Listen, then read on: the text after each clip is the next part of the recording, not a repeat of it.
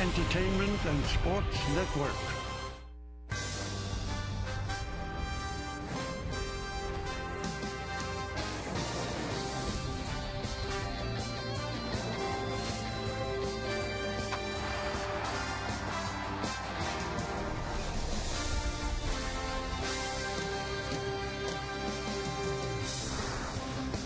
Big three-game set with the Tampa Bay Rays starting tonight at the stadium, weather permitting. People walking through the raindrops hoping that there is baseball here at the ballpark.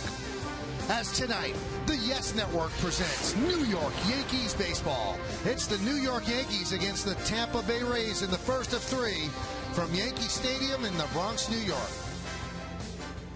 Hello, everybody, and welcome to Yankees baseball along with Al Leiter. I'm Michael Kay. Mini road trip for the Yankees, 4 games against the Royals. They split the 4 games, not playing their best baseball, but we saw a little bit closer to what they want to be on Sunday, especially from Robertson Cano. Yeah, that's right. Look, the middle of the lineup hasn't really produced, especially in the 4 spot, but with Robertson Cano getting hot, this was back-to-back changeup from Luke Hochevar, depositing it in the right center field seats. That was his 8th career grand slam. And I'll tell you, when you have Robertson Cano getting comfortable along with Alex Rodriguez, there's a reason why they were a 10-4 winner on Sunday. Last 7 games, though, Al, against the Orioles and the Royals, just 3 and 4, not scoring that many runs. Their average 258. They're not hitting the ball out like they usually do, but they are pitching better. The 10 runs on Sunday, though, 13 total in the previous 6 games, so maybe they got something rolling. Let's look at tonight's New York Lottery pitching matchup. James Shields is going to go for the Rays, 5-0, 3.05. We'll hear from Al about James Shields a little bit later on. Ivan Nova for the Yankees, 3-1, 5.58. And Al, 3-1's not that bad, but we have not seen the real Ivan Nova yet. Especially, Michael, his ERA continues to rise, and his last start against Baltimore, I think there were numerous mistakes within the game, and when a pitcher like Ivan Nova makes mistakes in the middle of the plate, that was a hanging changeup from Matt Wieters at deposit right field seat. When you go 6 1/3, there were some moments. Now you got Nick Markakis doing the same thing. He also gave up a double. You give up 5 runs and a 5-0 loss. You can see the frustration on Nova's face. He's walking too many guys, too. 7 walks in his last 2 starts. If you create your own problems when you walk guys, look for him to throw more strikes early in this game tonight. And he knows he's matching up against a pretty good pitcher in James Shields. James Shields has it going on. How much so? Al Leiter will break it down with a pitch package next, right here on the Yes Network.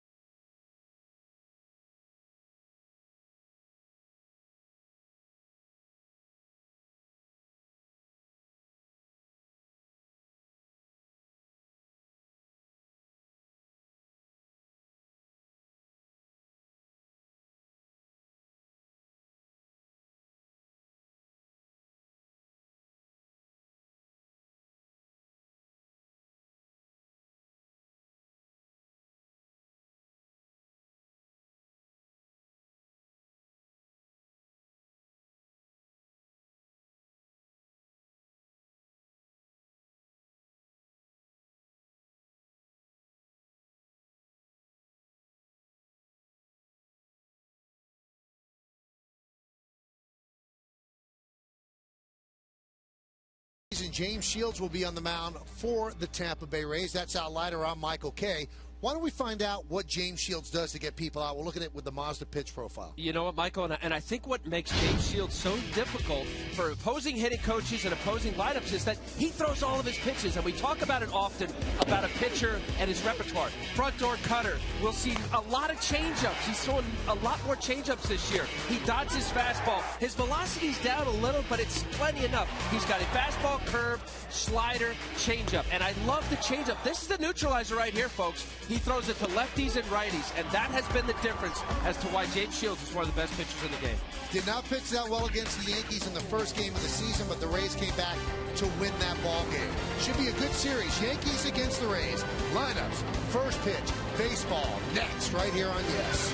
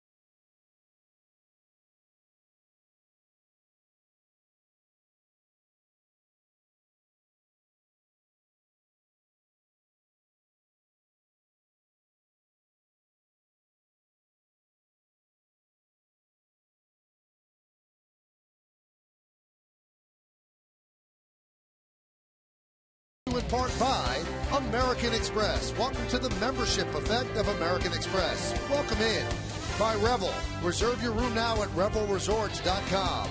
And by the professionals in your Tri-State GMC dealer. Why just go when you can go pro? Well, the rain has stopped here in the Bronx, so we are going to have baseball. The Yankees have taken the field. Ivan Nova has taken his warm-up toss. This is the Rays lineup that he's going to face. Ben Zobrist at right, Carlos Pena at first, B.J. Upton the center fielder. The middle three, Matt Joyce, Luke Scott, Jeff Keppinger, and the bottom three, Will Rhymes, Sean Rodriguez, and Jose Molina. Tampa Bay does not win by scoring that many runs. They win by pitching and good defense. And there is Ivan Nova. Struggled his last time out. In fact, in his last two starts, 11 earned runs. Those are the numbers overall. 3-1, 5.58, 45 hits, and 30 2/3. Opponents hitting .341 against Ivan Nova. I don't know what Granderson out in center field. He's waving about something there. I don't know. Let's take a look at the scouting report. Start a new streak. He was 15-0. Consecutive decisions over 20 starts. Bring the hits total down. 45 hits in 30 2/3 innings, as we just saw. Michael just said six home runs. Throws a lot of strikes, makes careless mistakes, and run support. How about this? 8.8 runs per start. 20-1 in 32 career starts as a Yankee. Count 2-0 to Zobrist. Zobrist hitting just 191. He has 18 hits, but he has 20 walks, so his on-base percentage is .342. That's why he's leading off with a 191 batting average. In fact, the 151-point difference between batting average and on-base percentage, the biggest difference in the major leagues. The 2-1, 3-1. Well, this is the magic, I think, that really has all baseball fans around baseball watching Joe Madden and what he's been able to do with basically super utility players. And that's no disrespect to Ben Zobrist or other players that play a lot of different positions. Normally, Desmond Jennings, who's out with a little knee sprain, nothing serious to stay today, he is the normal leadoff hitter. But Michael, he's had 26 different lineups. He mixes and matches, that's for sure. You know, and you'd see that with a team that's struggling in the box score. Line drive, there's a base hit to right field. Cutting over a Swisher, cuts the ball off in the corner, and Zobrist will stop it first with a leadoff single. Why don't we check out the defense for the Yankees? It's brought to you by your Mercedes-Benz Tri-State dealer. Nunez, Granderson, and Swisher left to right in the outfield. Rodriguez, Jeter, Cano, and Teixeira third to first in the infield. Russell Martin is behind the plate, and Ivan Nova is on the mound.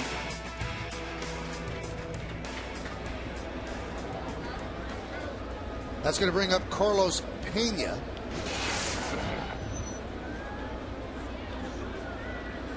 He had that big grand slam against CC Sabathia in the season opener in Tampa, St. Pete. Count 1-0.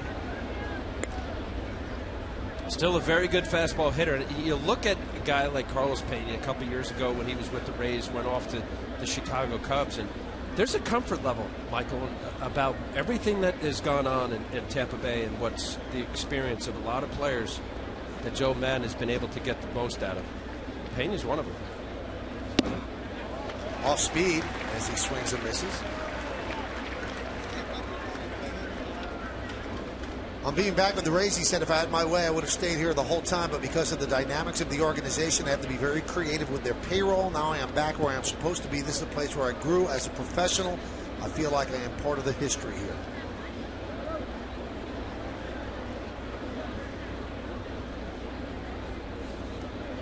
One. Strike. Nasty. Knowing the first ball fastball hitter, Carlos Pena never gets off it. Good pull hitter. Pulls the string on a previous pitch and changeup. Look at the break on this curveball right here. That is a knee buckler even from a left-handed hitter's perspective. Rays come in at 19-1. Checks at 19-10. Same record as the Orioles. They are at first place in the AL East. Swing and a miss. Another off-speed pitch. So Pena was sitting fastball. He didn't get it. Let's look at the game time weather presented by Bigelow Tea. It's been raining most of the afternoon in New York, but it stopped now. 64 degrees, 66% humidity. The wind is 14 miles per hour. And the forecast is not a great one. Cloudy with scattered showers.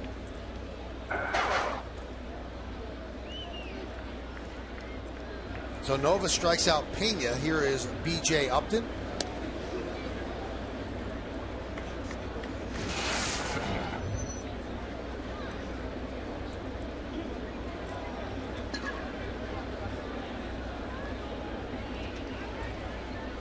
Good start for Upton.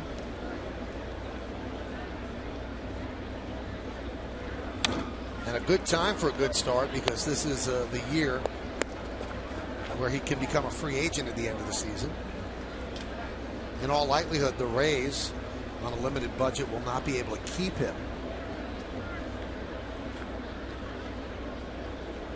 Big strikeout rate, and you're right, a free agent year, you want to impress. He started the year on the disabled list, sore lower back. So when the Rays swept the Yankees, they did so without B.J. Upton in those first 3 games. He had collided with Desmond Jennings in spring training, kind of tweaked his back. Those are the last 4 seasons, and the numbers are okay, but when you consider the talent level that people think that he possesses, he really has not really put it together. Really some hope. Count 2-1. Yeah, I think that's fair, Michael. When you look at an electric young player, and B.J. Upton is one of those players, you know, you just see 5 tools, and you see a guy that can roam the outfield and hit for average. His average has been down. Certainly the power last year was up from previous years.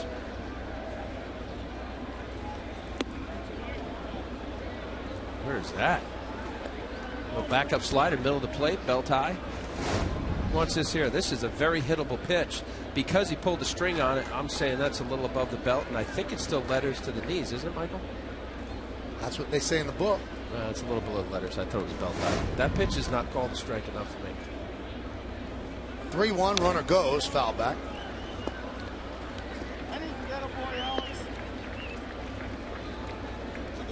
Jim Joyce behind the plate. You can hear him. Get a chance to hear him holler. Good umpire. His fame of perfect game. That wasn't what was a perfect game.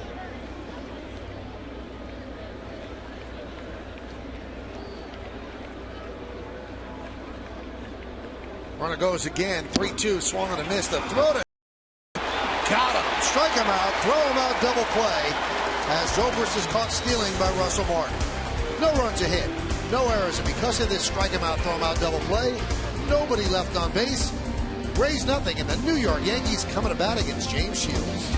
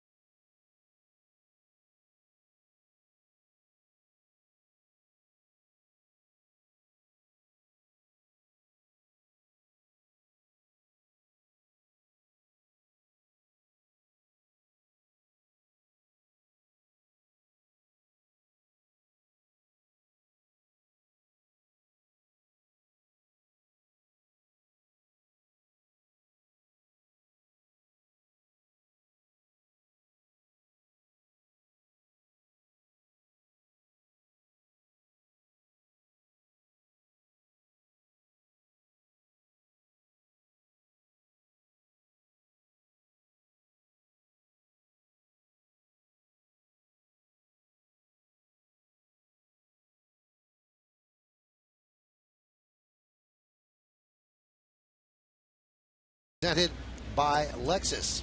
Yankees come in at 15-13. They lead off their shortstop, the captain, Derek Jeter. Batting second, playing center, Curtis Granderson. Alex Rodriguez at third base will hit third. Cleaning up, second baseman Robinson Cano. Mark Teixeira at first base will bat fifth. Batting sixth, playing right field, Nick Swisher. Raul Ibanez, the DH, hits seventh. Hitting eighth and catching is Russell Martin. And Eduardo Nunez, the left fielder, will bat ninth. On the mound for Tampa Bay, 30-year-old right-hander, Big James Shields. Guy threw a lot of complete games last year. See the nice ERA, 3.05, 5-0. What a nice start for James Shields and also Tampa Bay. A reason why this team is as good as they are. Let's take a look at the pitcher scatter report. Frontline starter, I mentioned it. This guy will throw every pitch he's got, 4 pitches, and is legitimate. He wants the ball and he wants to finish the game. More cutters. Not only more cutters, he throws more changeups. This is an arsenal of a guy who'll throw at more changeups than fastballs, which is unusual for somebody who throws in the low 90s. And high five, well, his last 5 starts, of course, he's won 5 consecutive since he's 5-0. Derek Jeter will start it off. He was 8 for 17. In the 4 games in KC, and he's one of the few Yankees that has great numbers against Shields. I guess you could say they're pretty good. 22 for 70, over 300, hitting 397. And there's a ground ball to second base. Will Rhymes. 1 pitch, 1 out. Let's check out the Rays defense, brought to you by your Mercedes-Benz Tri-State dealer. Joyce, Upton, and Zobrist, left to right in the outfield. Infield, Keppinger, Sean Rodriguez, Will Rhymes, and Carlos Pena. You could really pick it at first. Jose Molina, outstanding defender behind the plate. James Shields is on the mound.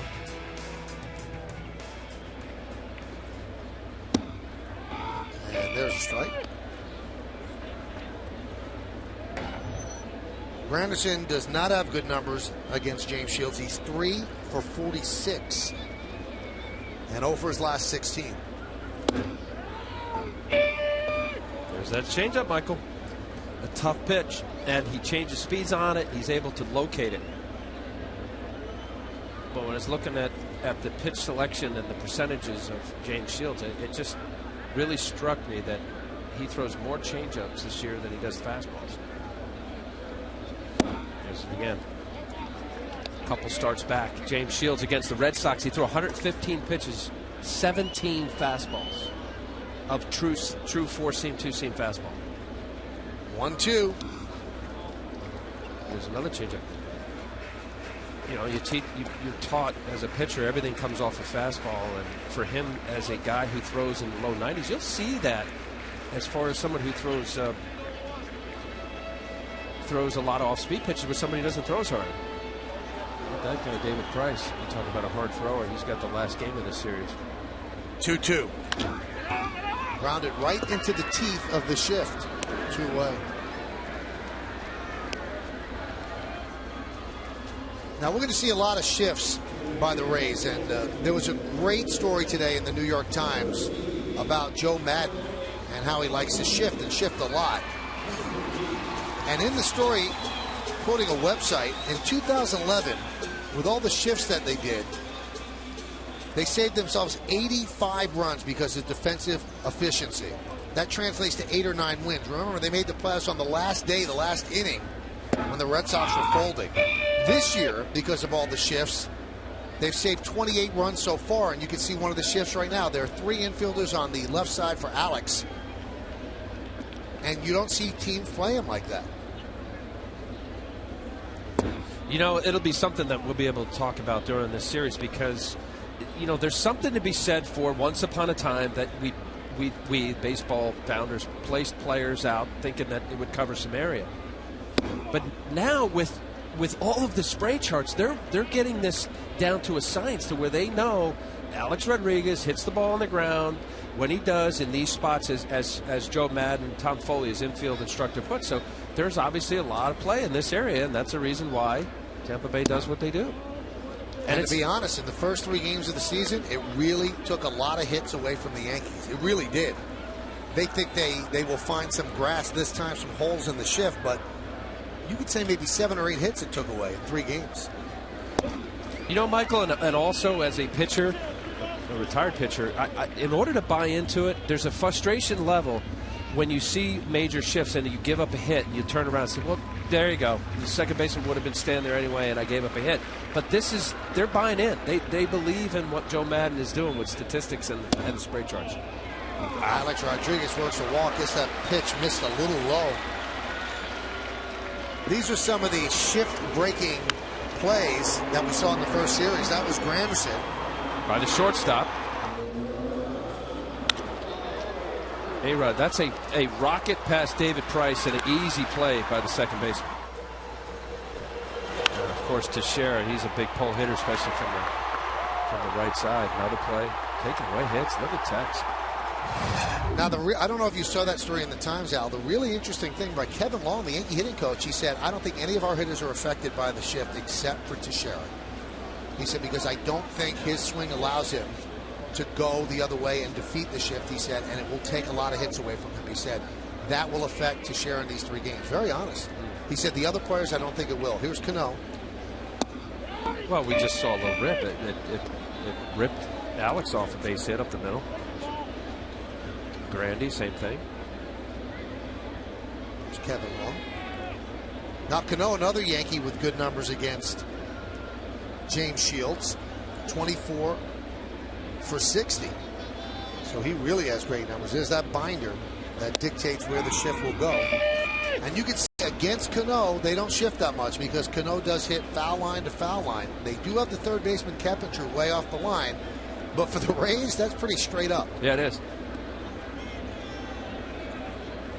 She's documenting every single shift. Well, that'd be fun to follow tonight. See how that picture painting works out. The 0-2. Foul.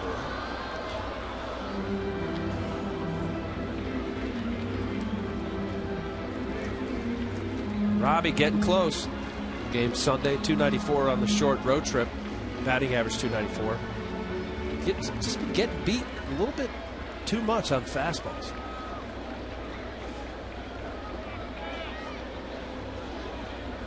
Hit that barrel to the zone. Nice block there by Molina. Good interview by Meredith Maragovitz in Kansas City with Kevin Long on the batting practice show, where Long said Cano is getting beaten on fastballs because he's striding too quickly and trying to get there. When you get there or try to get there too quickly, you're going to end up getting beat on the fastball. And that's usually a pitch that he just destroys. Chasing back A-Rod.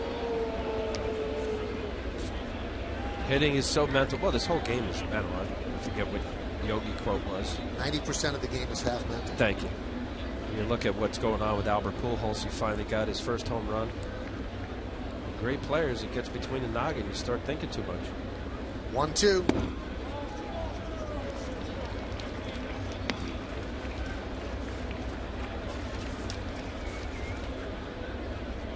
In the opener that he pitched against Sabathia, James Shields, 5 innings, 9 hits, 6 earned runs against the Yankees. But the Rays won that game 7-6. He didn't get a decision. He's won his other 5 starts. The 2-2. That one gets away from Molina. Allows A-Rod to move to second.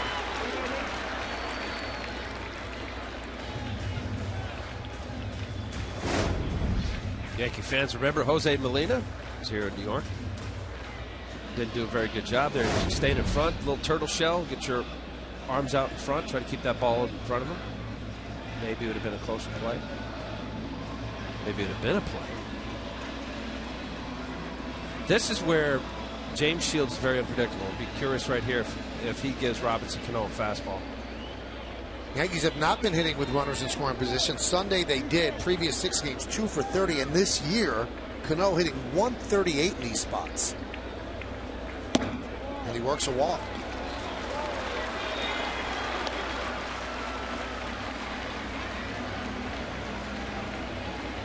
Jim Hickey will come out and talk with Shields. Hickey, the pitching coach of the Rays. Done a great job Jim Hickey has. It's about efficiency. This organization, they develop young pitchers, arms like James Shields and David Price, Matt Moore, and Mark Neiman, who has struggled a little this year, a farmhand of this organization. Right on down the line, and it's about pounding the zone, trusting your stuff. Jim Hickey got these guys believing. Not only is there statistical analysis that Joe Madden does with straight charts, but also big on pitch selection and batting averages against. And I know all clubs do that. The Rays have really taken it to another level.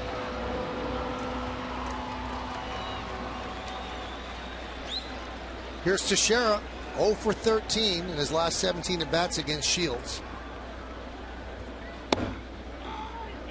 The other 4 at bats, 3 walks, and he was hit by a pitch. The shift is on for Mark. 3 infielders on the right side. Only Keppinger remains on the left side.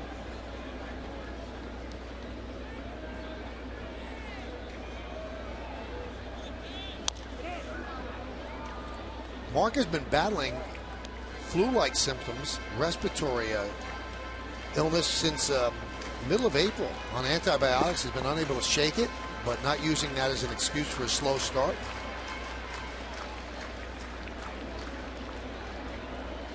The 0-2. Missed outside, 1-2.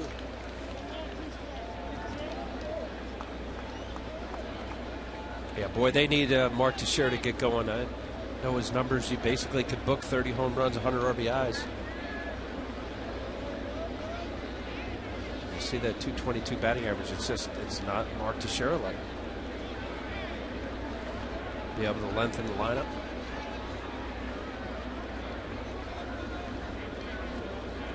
Well, they can't come to an agreement, so Molina will go out and talk.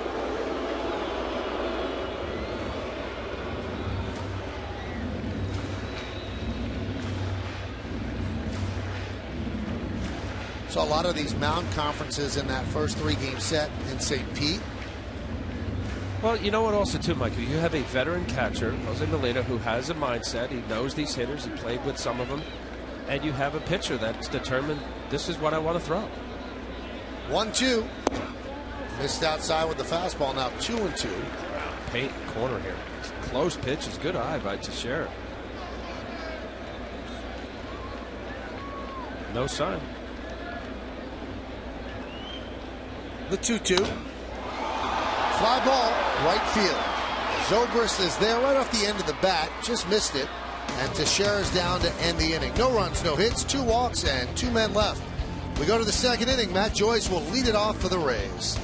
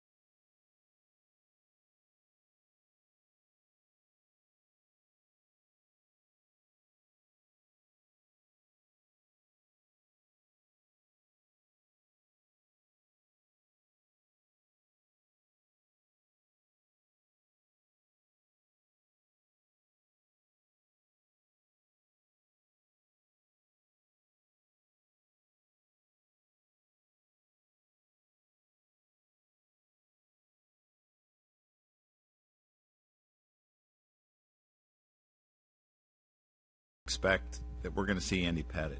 You know, what we're used to seeing, a guy that grinds out starts, that has the ability to get in double plays, who doesn't panic out there. You know, I think you can only go back on what you've seen from him. You know, you can't. It's not like he's trying to reinvent himself in a sense. I think his stuff is going to be pretty similar to what he had when he walked away in 2010. So that's kind of what I feel. Will I be right? I hope so, but we'll find out. We'll find out on Sunday as Andy Pettitte will make his first big league start since the end of 2010. 16 big league seasons, 13 of them with the Yankees, 5 World Series rings, 3-time All-Star, 19 career postseason wins, which is a major league record, 500 or better in each of his 16 major league seasons. He will start on Sunday against Seattle on Mother's Day. And who is he replacing in the rotation? Don't know that, because you still have Hughes slated to start this week. You also have David Phelps as well. That's a decision that will be made, but they will not go with 6 pitchers. So we go to the second inning. Breaking ball is a strike to Matt Joyce. How do you think Andy's going to be after missing a full year? I'm with Joe Girardi on that. I think, you know, look, there's been the whole year off. That last time that we saw Andy, he was 11-3 with a 3.28. Why I think he'll be fine is that he knows his body, and he transformed enough into a pitcher, meaning through a lot more curveballs, through a lot more changeups. He wasn't, you know, years past of Andy Pettitte, fastball cutter, a fastball slider. He really introduced the third and fourth pitch, and it was very effective. Joyce could not hold up, so he's down on strikes, and Nova has struck out 3 in a row. So even, Michael, if his velocity's down, I mean, it's Andy Pettitte. The guy's a warrior, he's a winner. We just showed his resume, all reasons why he's a fantastic, great major league pitcher. And I think he'll be able to know what's working or what's not. Now it's a health issue. And I get what Andy was saying about, I've done all I can down here. Because, you know, you get to this age, you want to save your bullets. And while he's pitching in AAA or AA or wherever they had him going, you know when your body's right, you say, I'm there. And even though the numbers aren't reflective, you know, he gave up a handful up there in Scranton or wherever it was that last start. Rochester for Scranton Wilkes-Barre. Yeah, it's irrelevant to me. It's how he felt and how the ball was coming out of his hand. Well, we should see on Sunday, weather permitting. Not that there's bad weather on Sunday in the forecast, but tomorrow there's some rain in the forecast as well. So, providing that everything goes according to the schedule, Andy will pitch on Sunday against Seattle. The 2-0. Well, also, too, and here we are on Tuesday, right? Mm-hmm. So, if I got my numbers right here, we got Ivan Nova. That would be his day. So Nova would get kicked back to Monday and against Baltimore. Just push everybody back.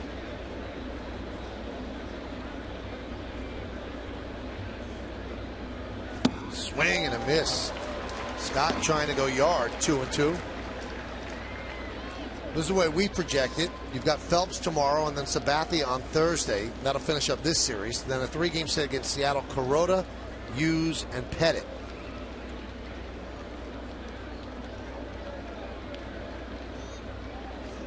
So the question is, who leads the rotation? Is it Phelps or is it Hughes? The 2-2. 4 strikeouts in a row for Ivan Nova. Wow. A defensive swing, but Luke Scott, this is, so far, Nova's showing great off-speed pitch. Look at the down bite. Down and in. That was a curveball, more of a slurve break. Luke Scott just trying to put a little wood on it, a little piece of it. Good pitch. Here's Jeff Keppinger with a 6-game hitting streak. He's 10 for 15 during that streak.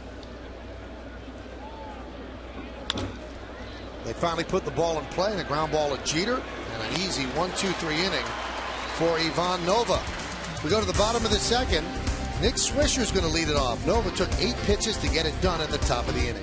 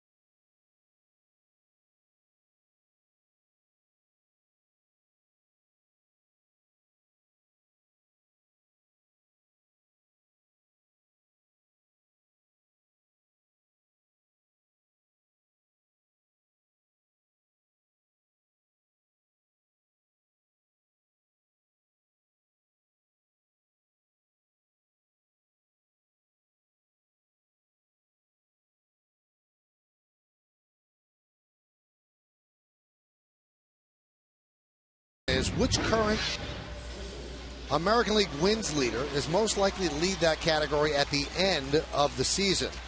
You can text your vote to 42951 and standard text messaging rates apply. Will it be David Price, James Shields, or Jared Weaver, all with 5 wins? Who's it going to be, Al? I'm going to go with David Price, fellow left-hander, who we will see here in the last game of the series. Here's Nick Swisher. Sat out all of last week, but came back Sunday and actually hit a home run. Hamstring issue, but didn't go on the DL. Yankees gambled and didn't feel he'd have to go 15 days, and they were right. Hot shot foul. Just another opportunity for the Yankees to add some length to the lineup. And what a year so far Nick Swisher's had. 24 RBI, 7 home runs.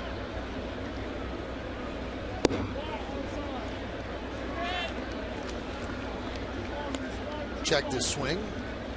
Josh Hamilton leads the American League with 28 ribbies, and Edwin Encarnacion 25. Nick Swisher has 24. There's that change that Al was talking about. How about Adam Dunn on there after the year he had with the White Sox coming over from the National League? Baseball so far, Michael, upside down. Orioles, seeing what they've been doing. Cleveland leading the Central. Nationals a big story. Swing and a miss. It's a tough pitch, especially sprinkling enough fastballs to get these Yankee hitters respecting and honoring James Shields' ability to throw by him, and then boom. Not only is it the arm speed, this is a great shot here. The Yesmo circle change gets through the baseball, and he's throwing that ball. The effectiveness of a changeup looks like a fastball out of his hand, a two-seam fastball with all of the arm speed of a fastball, except it's 10, 12 miles an hour slower because of the grip. Good pitch. The 1-0. I didn't get a chance to ask you. Cole Hamels, first of all, why would he do what he did by hitting Bryce Harper? And then, to make matters worse, why would he admit it? Both. How about stupidity? Really, I can't really. I can't think of any other reason. First of all, I mean, the fact that he said it's old school, I don't get it. Old school, if you got hit, you wouldn't admit to it. You slipped out of your hand, whatever, the usual excuse a guy will make. Ground ball to first, Pena there.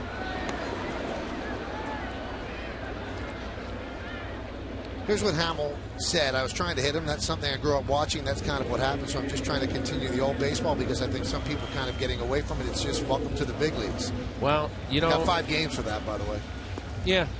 You know, the reason, maybe stupid. I don't know if stupidity is the right word. I just think if you're gonna hit somebody or move their feet or pick a spot, you don't admit to it. And why his excuse was that he's a rookie. Right. So what? Every 3 or 4 starts, there's going to be a rookie in the lineup. You got to introduce that fella to the big leagues and hit him. It's dumb.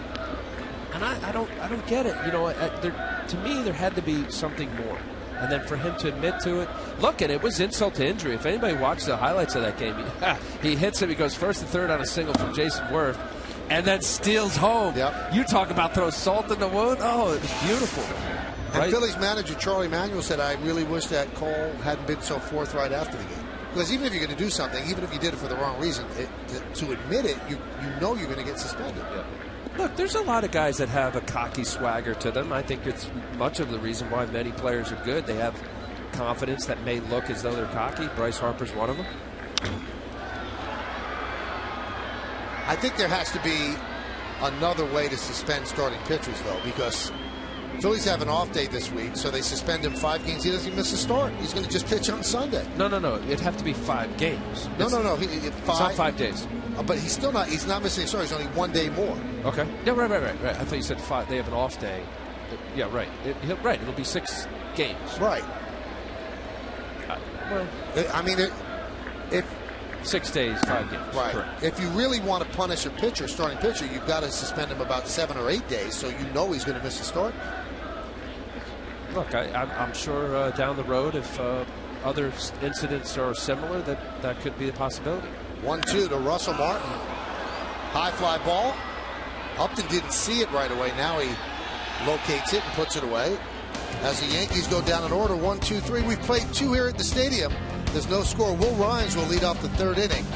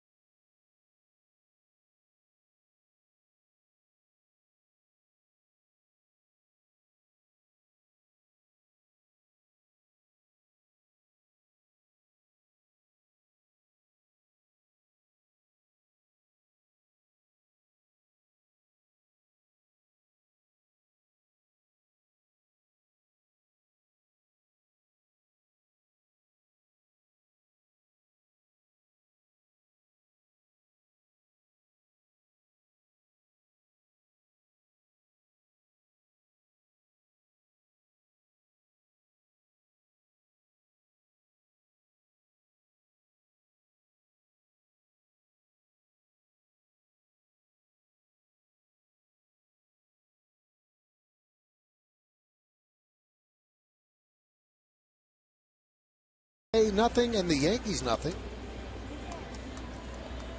4 strikeouts for Ivan Nova over the first 2 innings. And it'll be 7, 8, and 9 in the Rays order.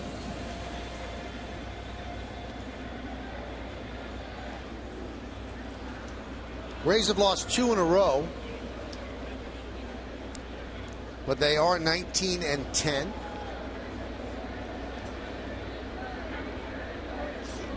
And here's Will Rhymes, who was promoted to the big leagues on May 1st with the injury to Evan Longoria. And it's strange, Al. Everybody thought, well, when Longoria went down with the partially torn left hamstring, he's out for 2 months, that was going to be a huge blow for the Rays. But somehow they've been able to keep winning. And that's because they do not win with offense. They win with pitching and defense. And they win with the versatility of so many players that come here and know that it's not about them per se. It's about your ability to fit into the box. I was talking to Ben Zobrist a little bit today, and just said, well, you know, what's the magic this year, and how you guys feeling? So of course the pitching, but you know, there's really no egos here. And I think it starts with Joe Madden, with everybody knowing that on any given night. I mean, we've had 26 lineups. We're not talking about a team in last place. This is a good ball club, 19 and 10, second to only the Anaheim Angels, or Los Angeles Angels of Anaheim. First 14 games they didn't pitch that well, but then they picked it up. They were 7 and 7 in the first 14 games. Then 12 and 3 after that, the next 15. And then guys that come over here, think about it. You had Farnsworth that came over and had a heck of a year last year. Hurt right now, DL with some elbow issue. What do? They come out and they bring Fernando Rodney, who's been perfect so far. And also with their limited payroll capability, the players that you're talking about are the players that they're going to have. There are very few stars that are going to be here. They signed Longoria to a long-term deal. He was up maybe a week, and he took the security, and he is grossly underpaid. High fly ball down the right field line. Swisher in the corner will make the play. They say it was in fair territory for the first out. You know, I think about that contract back when Scott Rowland made his deal along with Well, here's what happened. Hamstring. You see him pull up a little bit there. It wasn't the stretch at the end. He started limping. Wow. 4 to 8 week injury. It says a lot. You know, he's mentioned that contract about it being underpaid. Something to be said about being comfortable and happy in a place. Nice play by Nova as he retires Sean Rodriguez for the second out. And they actually went outside their projected budget to sign Carlos Pena because they felt they needed that one more hitter. And also he fits right into their personality because he is a great defender as well.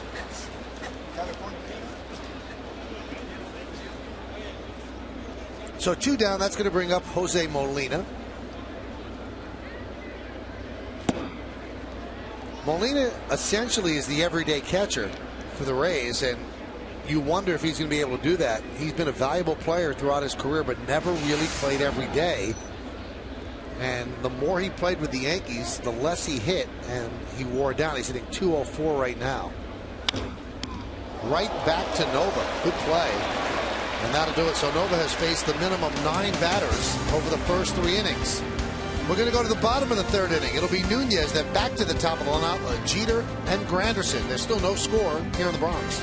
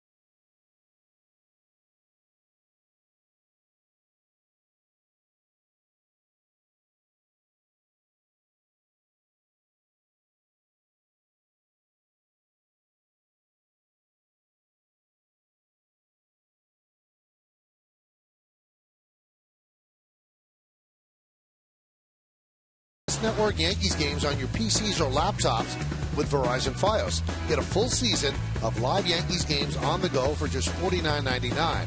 If you're a Verizon Fios TV customer with Fios Internet, go to yesnetwork.com to get more information and subscribe now.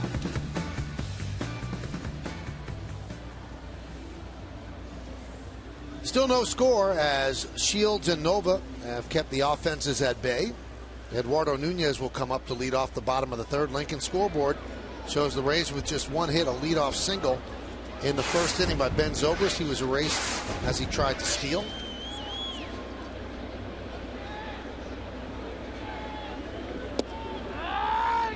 Nunez batting 9th and playing left. Brett Gardner rehabbing today, playing in the first game of a doubleheader for Scranton Wilkes-Barre. There was a base hit for Nunez.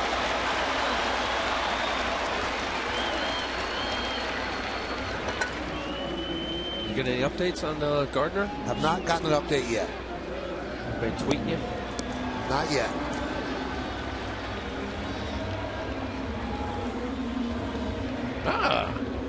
You say they got it. Single left in the 1st, single to center in the 2nd, ground out to 2nd and 3rd. They keep saying he's going to need 2 games of rehab. that must be a high-scoring game. He said, did I get that right? 3 at-bats, 3 innings?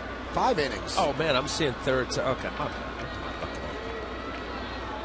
It's a 7-inning game, the first game, because it's a minor league doubleheader.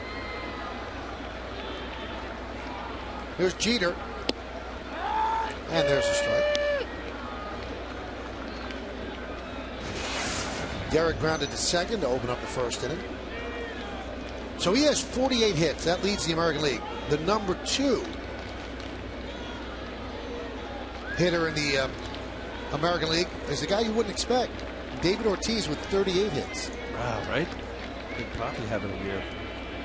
A-Rod, Jeter. Just going up. You look at his career numbers, everybody knows where he ranks, but looking at through, it's unbelievable how close some of these numbers are to Pete Rose. No, he has 41, I'm sorry. Second in hits. How about this, Michael? Through 2,554 games, Derek Jeter. They're both 37. At 37 years old, Pete Rose. Similar bats, 9,000, almost 10,000 at bats. Derek Jeter, 26 more hits than Pete Rose. Average 314, Derek Jeter 311, Pete Rose.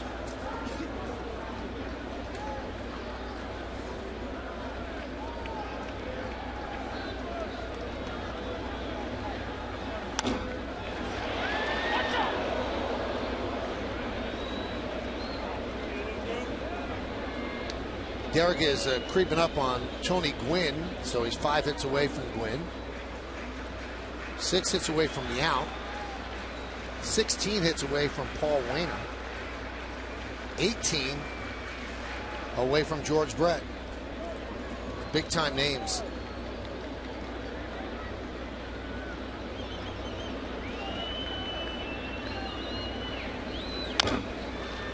Dribbled slowly to Keppinger.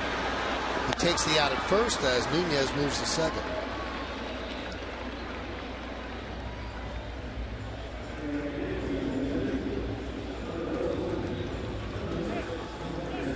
Moved him over early in the game here.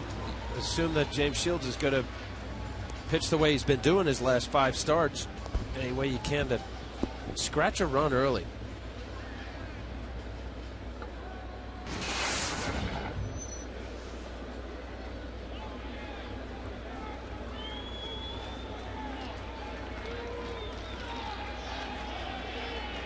Granderson grounded to second. That was in the first.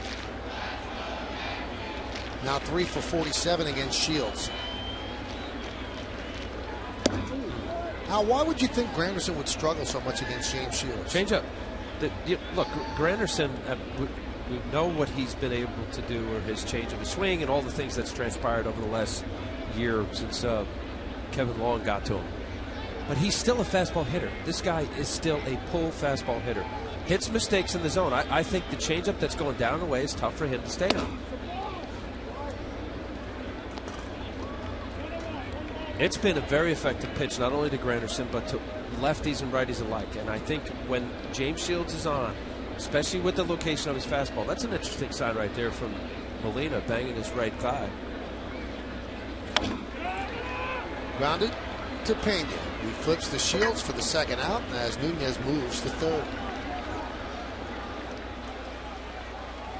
How about this sign here, Michael? Now this could, I mean, there's so many quirky signs that a pitcher catcher can do during the game even. Say, hey, next inning, I hit my thigh, it means change up. If I grab my mask, it's a curve. And then next inning, you change it up. He's looking in there. What kind of sign is that? Many teams, many pitchers, there's always the concern that, somebody's relaying a sign. I always thought location more than anything else, because location would really determine in many instances what the pitcher did. As a left-handed pitcher, left-handed batter, if my catcher's setting up early and they give location inside, I'm not going to throw an inside curveball. Inside to inside is usually a fastball. Here's A-Rod. There's a strike. Alex had a home run on Sunday, 634th of his career. More home runs than any infielder in the history of baseball. Some of those home runs came as a DH. There's a strike, but still more than any infielder.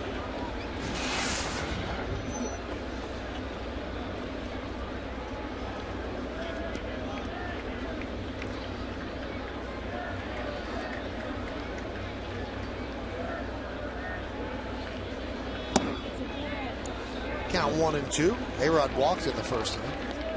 Tough pitch right there to lay off for Alex. That fastball inside. Molina's looking back at Jim Joyce, the home plate umpire. Where'd you get that?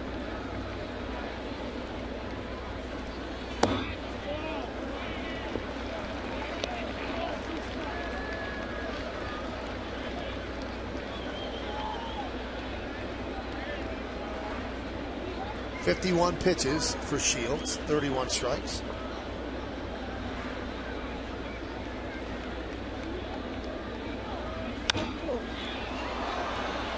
Fouled away. Best fastball of the night so far for Shields. Here it is. Reach it. Give it all you got. He missed his location. You see Alex just missed it. What set that up, and the reason why Alex was late, was the previous pitch was a changeup. He tried to throw a changeup inside. Shake fastball away. That should be.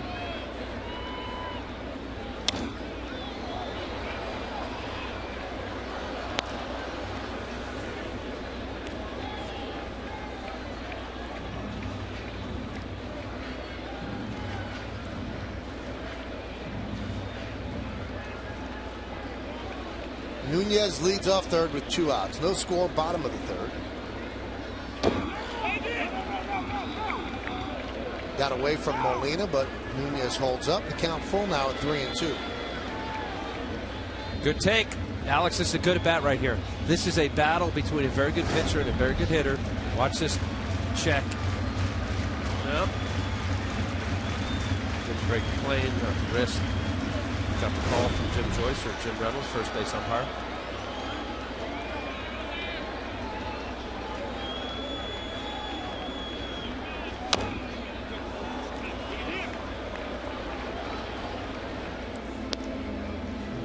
Spoiling good pitches. I love this. I know maybe I get into it a little too much at times, but I just think the battle of this whole gladiator syndrome is a lot of fun. There's rhyme and reason to everything right here that's happening. Strike 3. A-Rod down looking, and he knew it. So Shields wins the battle. No runs a hit, no errors, 1 man left. Ivan Nova has been dealing. He's faced a minimum 9 batters over the first 3 innings. He'll face the top of the Rays order as we go to the 4th.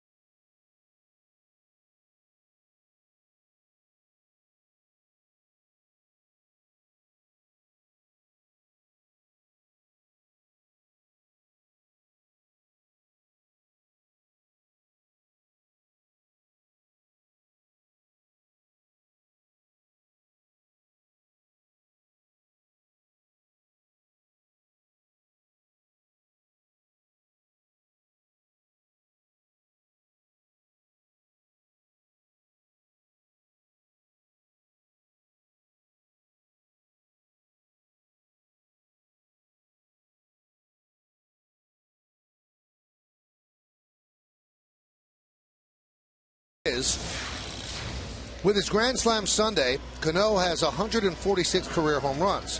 Who are the only 2 Yankee second basemen to hit more in their careers?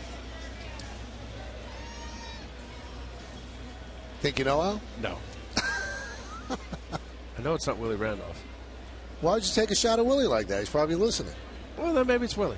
I don't think it is. Ivan Nova has had a strong first 3 innings, and he will face Ben Zobrist, the only Ray to get on with a single open the game. And there's a strike. The Rays have a 7-game winning streak against the Yankees. But last year they were 9-9. They won those final games in the weekend to edge out the Red Sox. They opened the season with 3 in a row. High pop-up. Cano calls off to Sheriff for the first out.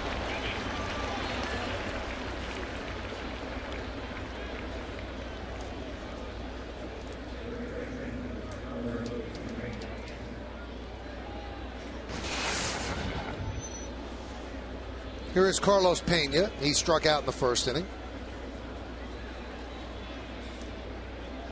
He's had 2 home runs in his last 23 games, so 5 overall. The Rays have played 29 games.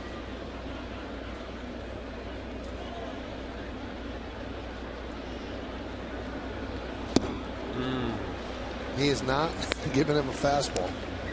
First pitch, change up. Oh, there's a shift. Carlos Pena, pull hitter. Outfield slight pull as well. Granderson to the right side of second base. Now, we mentioned the shift earlier, Al. As a pitcher, would you have rather just your defense play straight up? I'd have to buy into it, and I think now in today's game, there's just so much information out there that, you know, you sit down with your pitch coach, usually your infielder, outfield coach, you know, give reasons why you're making this alignment. But now it's not gradual. When I pitch, you'd have slight pull. You'd have the third baseman maybe a little bit more off the line, or, you know, the shortstop would cover the hole. But, you know, as we see here, this is a dramatic, legitimate shift. So I would say no. If they showed me that there were a lot of balls that were right side of the infield here, and it gave a better chance for my guys to catch it. What I don't like, and I wouldn't like, is that I would change the way in which I would go after Carlos Pena based on where my guys are.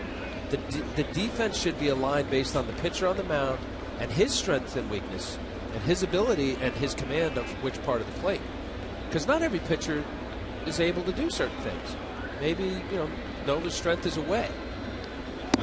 Strike 3. A fastball away for the second out. I mean, that's good pitching right here. This is a lot of fun right here. Von Nova went after Pena all off speed. First at bat, he went all off speed, and then he had 3 off speed pitches that set up that fastball away. Pena couldn't pull the trigger. It was 93, but I guarantee to him it looked like it was 103, based on not seeing a ball over 81 miles an hour. Upton swings at the first pitch, flies it to right center, and right there is Granderson. 3 up, 3 down for Nova. He is pitching a gem. He needs his offense to chip in. Cano will lead off and try to get him on the board.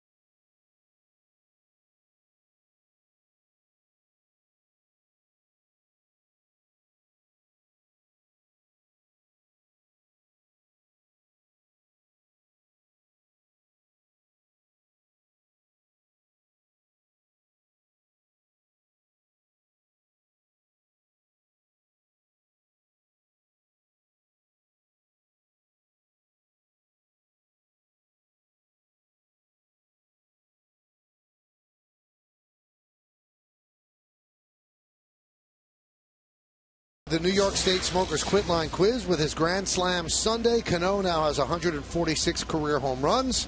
Who are the only two Yankees second basemen to hit more in their careers? I think this is one of those way back answers. Tony Lazzari and Joe Gordon. So Robinson on his way to being the top Yankee second baseman power-wise. Can he inch closer right here? Teams are even with a hit apiece, but neither team has been able to get on the board. Cano walked in the first inning.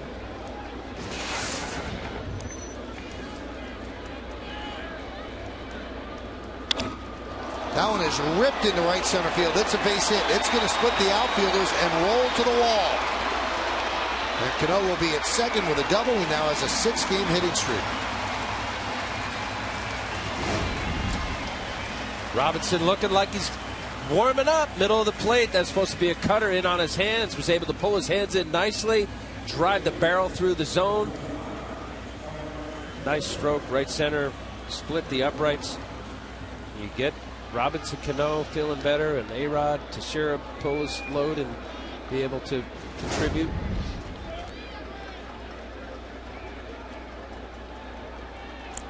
Here's Teixeira. Just missed one in the first inning with a fly ball right in front of the warning track. First and second, 2 outs. He wants to pull the ball here to move Cano to third. Pitch inside. I'd say early in the count right here, Michael. He's looking to pull it over the fence. But yes, a productive out. Ground ball right side. And that's a productive out. A ground ball to Pena. Moving to third is Cano.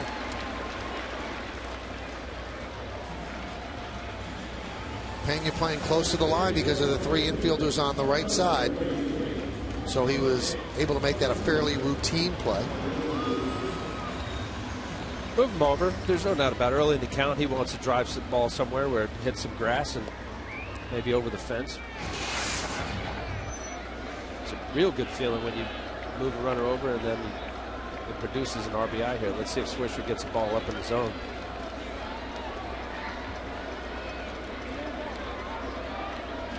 Infield is in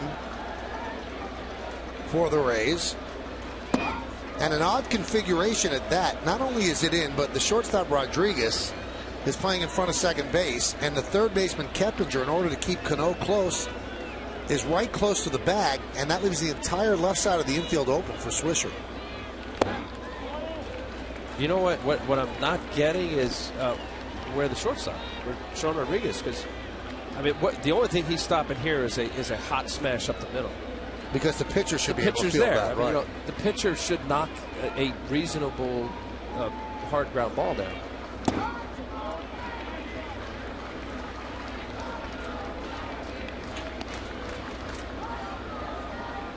Yeah, look at that here. Now, you're going to assume, okay, the pitcher's going to feel anything somewhere between here, right?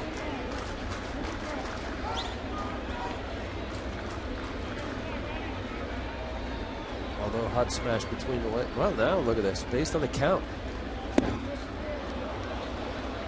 Also, maybe based on the pitch, because he sees the sign. He knew that it was going to be something off speed, so he was sure that Swisher would pull it, and then he moves. Maybe that gives something away to the hitter as well. I wonder how much of a distraction just watching him walking. He literally walked right through the arm zone.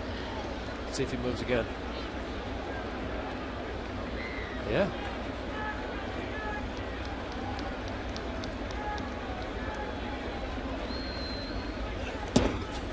That one gets away from Molina, but not far enough away for Cano.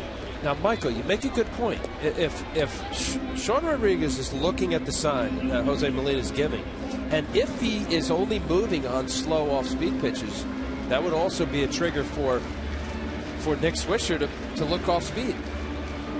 Because there are guys in middle infield that will trigger or tip a pitch based on how they move slightly. I mean, it looks to me more like a distraction, and it's a casual movement. He's not hustling that. Here's a changeup. And right to the second baseman. They're going to come home, and they're going to get Cano. So Swisher grounds out. You score that 4-2, and Swisher will reach on the fielder's choice. He's smiling. It's working. Right to where Will Rhymes was standing. Not much of a play as far as him having to go to his left. I mean, just perfectly placed. Easy throw to Molina. Watch here. Watch. I mean, they've got it overloaded to the right side. Nice play. Robbie out. Ibanez takes a strike.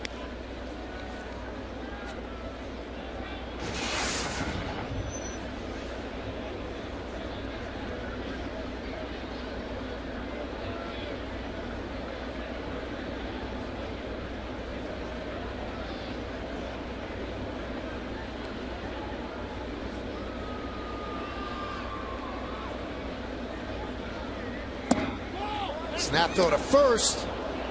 And hustling back is Swisher.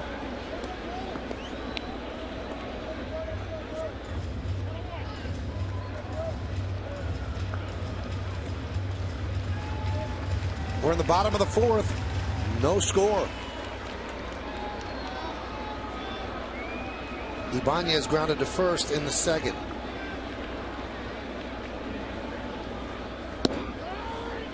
Now, Michael, you gave the statistic in the New York Times article that was that Baseball Information Solutions, which is a research group. So I guess that would constitute another saved run, wouldn't you think?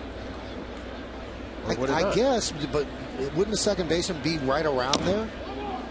Even if there wasn't a shift? Well, let's think. If he was... I mean, I would only look at it if he hit it right to Sean Rodriguez as something that the shift caused. Well, the reason why, if the infield was in and the shift wasn't drastic, that's a base hit. I think it was probably hit hard enough to where if he was normally 8, 10, 12 feet to his right.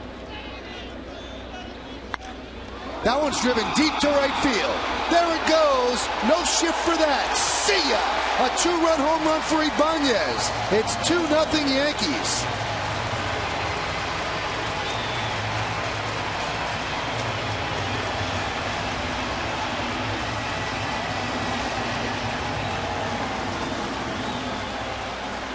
Well, he beat the shift. Didn't hit it where the grass was. Hit it over the fence. That's a way to negate any shift or any kind of defensive alignment and research and statistics. This is a changeup middle of the plate. Ibanez, I think he knew he got it. His 4th home run on the year, 15 RBIs. Russell Martin takes inside.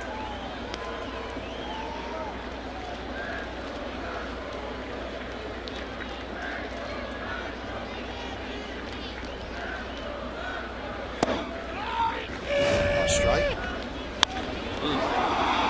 Out front, changeup. Shields knew it. Here at Yankee Stadium. Yanks up 2-0. Ground ball right to Pena. He flips to Shields, and that will do it.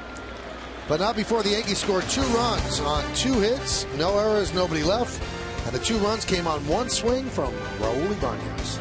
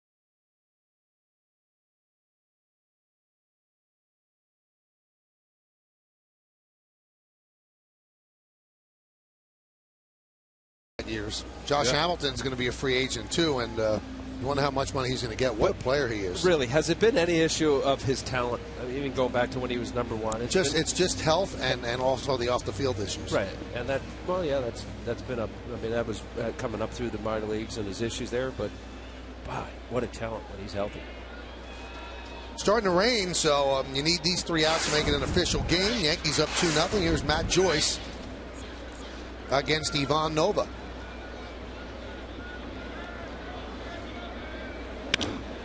Swings at the first pitch and drives it deep to left center. Going back, Granderson. He makes the play on the run for the first out.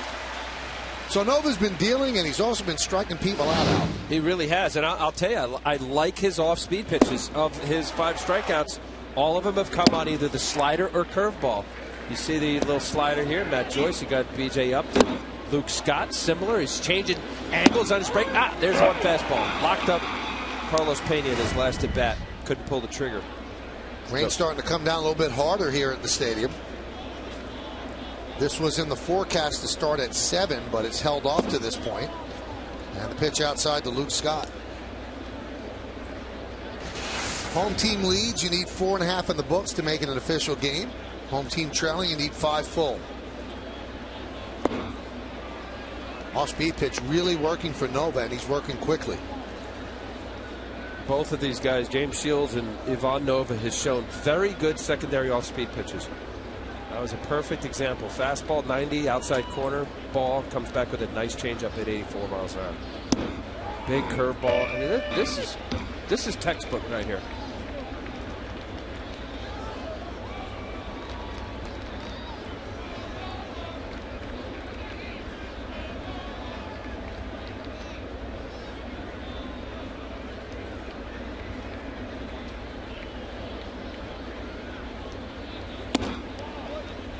Al, you're on the mound. You're pitching with the lead. It's raining. Are you trying to speed things up so you get these outs in? Yeah, you are. I'm thinking strikes. Don't walk anybody. Let my defense get some work for me here.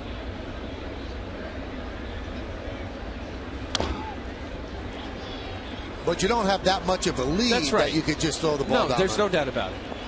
Look at that. 20-1 and 32 career starts. Pitching with the lead. No, exactly. And the previous at bat with the first pitch to Matt Joyce, take advantage of left center, right center here. Granderson can run him down with the best of them. That danger of missing inside with the short porch here is not a good pitch. Boom. Slider. Scott down, swinging for the second time, 2 away. I mean, it's got to be late movement, Michael. Let me watch here. Russell Martin wanting this ball down.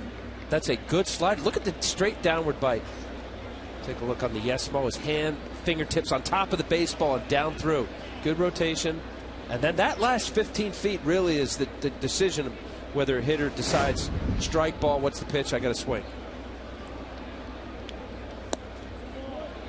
Count 1-0 to Keppinger.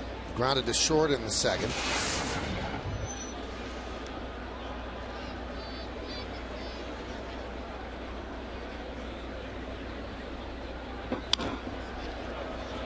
One and one.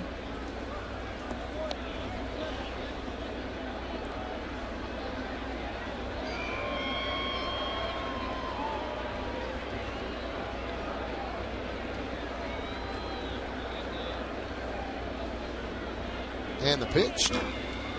Grounded in the hole. Backhanded. No, he couldn't grab it. Derek Jeter was off his glove into left field. Probably be a base hit. And it is a base hit. Second hit for the Rays. Hot smash. I don't know with Keppinger's speed, even if Derek Jeter was able to make that patented play as he catches it, and pirouettes and throws going toward the left field line. Just underneath his glove. A little smirk looking over at Alex.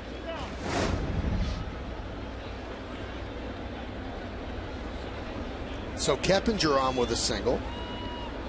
That gives him a 7-game hitting streak, and here is Will Rhymes. And another base hit. Rhymes goes to right field for a single. Keppinger will stop at second. And a strong throw from a swisher all the way to A-Rod.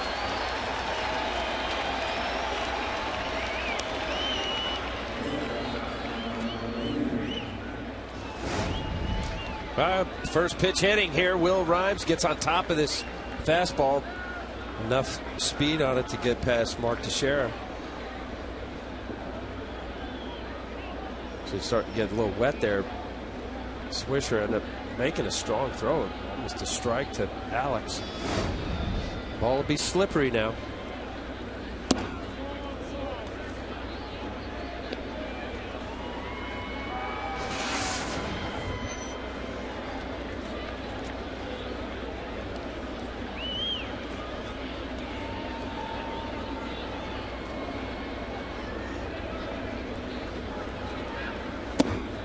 Count 2-0.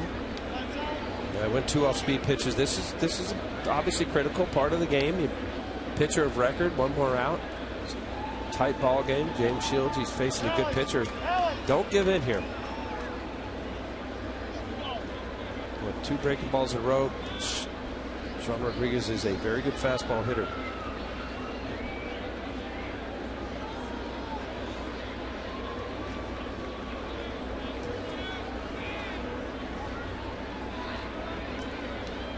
The 2-0. 3-0. So coasting along. Single by Keppinger, single by Rhymes. Now it's 3-0 on Rodriguez with Molina on deck.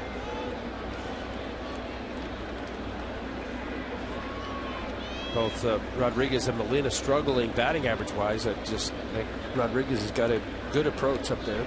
207 batting average doesn't show it.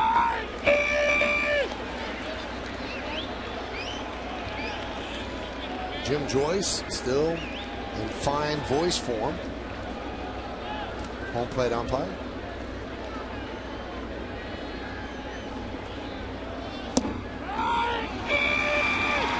Lane 2. Gives the Rays a little bit of a break. They'll be going on the pitch. 3-2 with 2 outs.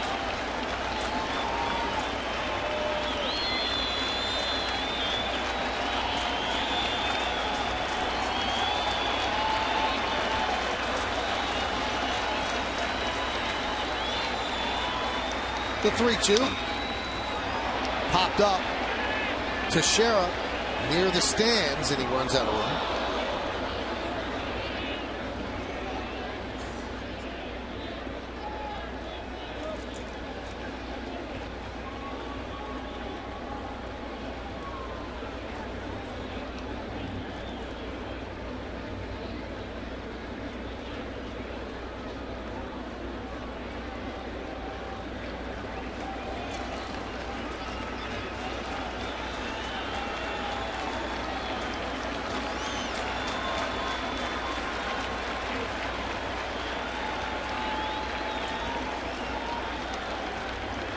Keppinger leads off second. Rhymes off first. 2 outs. Top of the 5th inning. Yankees up 2-0. And the payoff. Swung on and missed. He struck him out. It's an official game. As Nova works out of trouble. No runs, 2 hits, no errors, and 2 men left. We're halfway through. Yankees up by 2, and Nunez will lead off.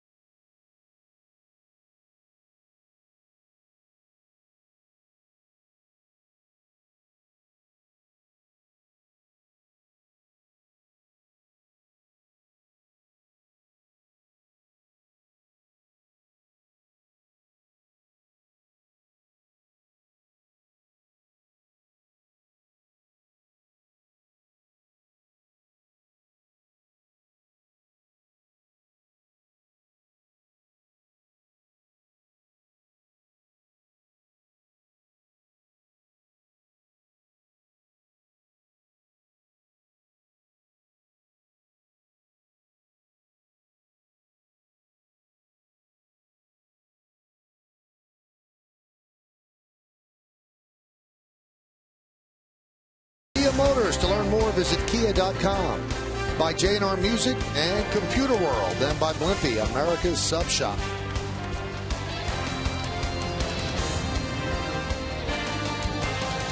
Stylish Yankee ponchos.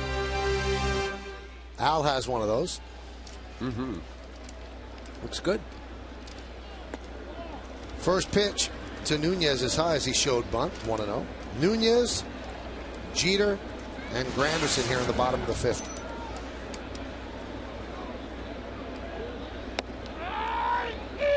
One and one.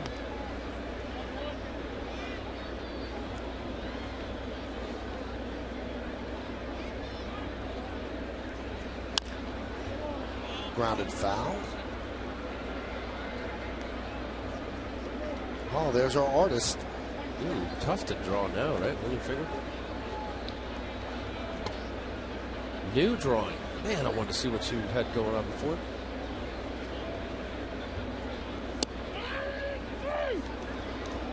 And Nunez down on strikes. This was before the rain.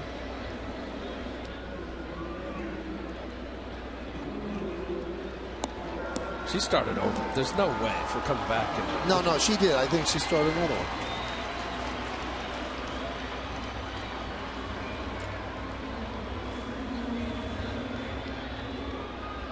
I like that. Taking in a game, doing some work as well. Wish I could draw. You know how to draw? Start drawing. I can't. I'm not good at it. But if you keep doing it, you'll get better at it. No, yes, I don't you think will. I don't have an eye for it.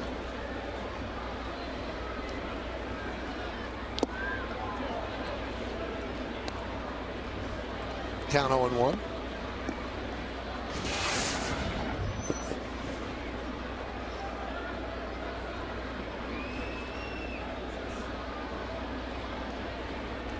Jeter's 0 for 2 so far tonight. This will be Shields' 80th pitch. 0-2.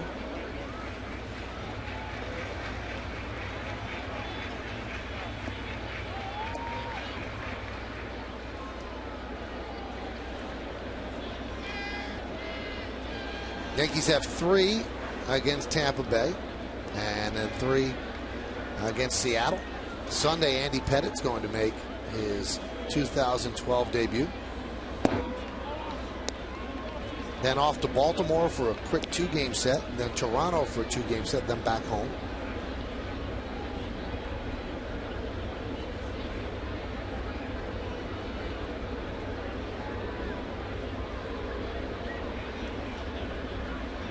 And the 1-2 to Jeter.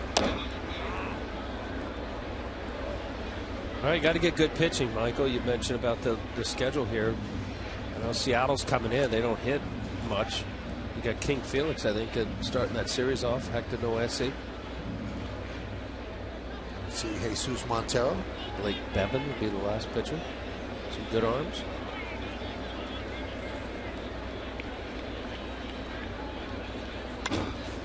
Lined right at the second baseman, Rhymes.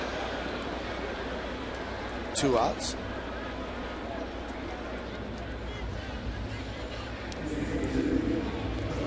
Lined at Rhymes. I think that rhymes. A little one hopper to Will Rhymes. Finish the play.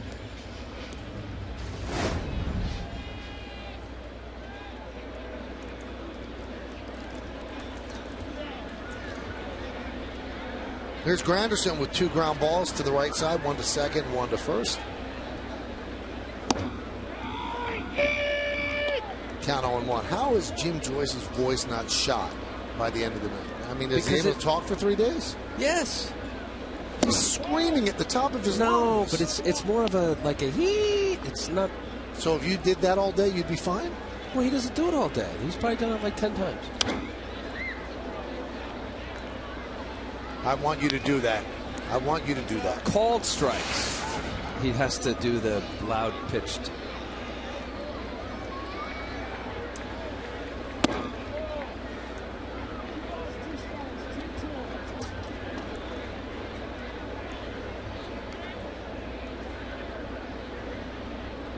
Alex in the sights. And on deck.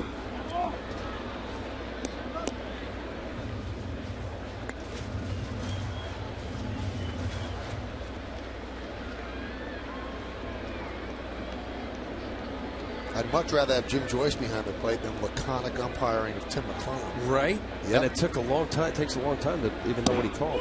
Oh, he flinched. You see that? Yes. He wanted to ring him. Maybe he ran out of voice. Watch here. Jim Joyce. Watch his flinch. Oh. Molina looking at him. Where'd you get that?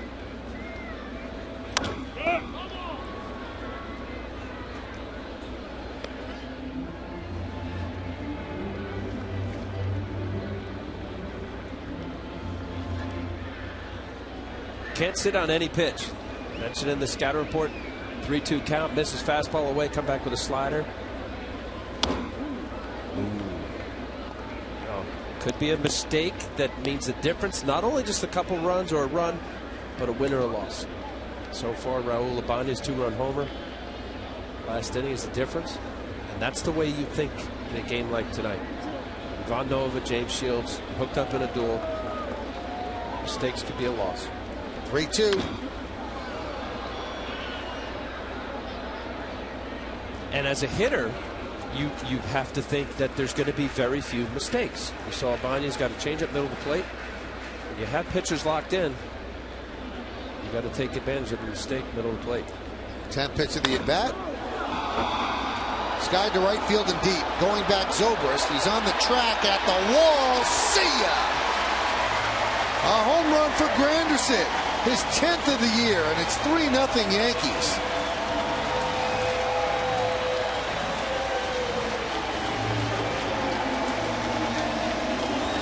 I'm not going to go with a mistake pitch there. 10 pitch at bat. Granderson fought off an awful lot of good pitches. This is a changeup. After the fastball away, he fouled off. It's middle of the plate. You could say, yes, that's a mistake, middle of the plate, up in the zone. Location-wise, no question about it. I think that is good hitting by Curtis Granderson. Deposited there, a few seats up in right field. Alex Rodriguez takes a strike. Grandy's 9th home run at home. His 8th against right-handed pitcher. There, you're just hoping as a pitcher, is there enough real estate? 2 changeups, middle of the plate, 3-zip Yankees.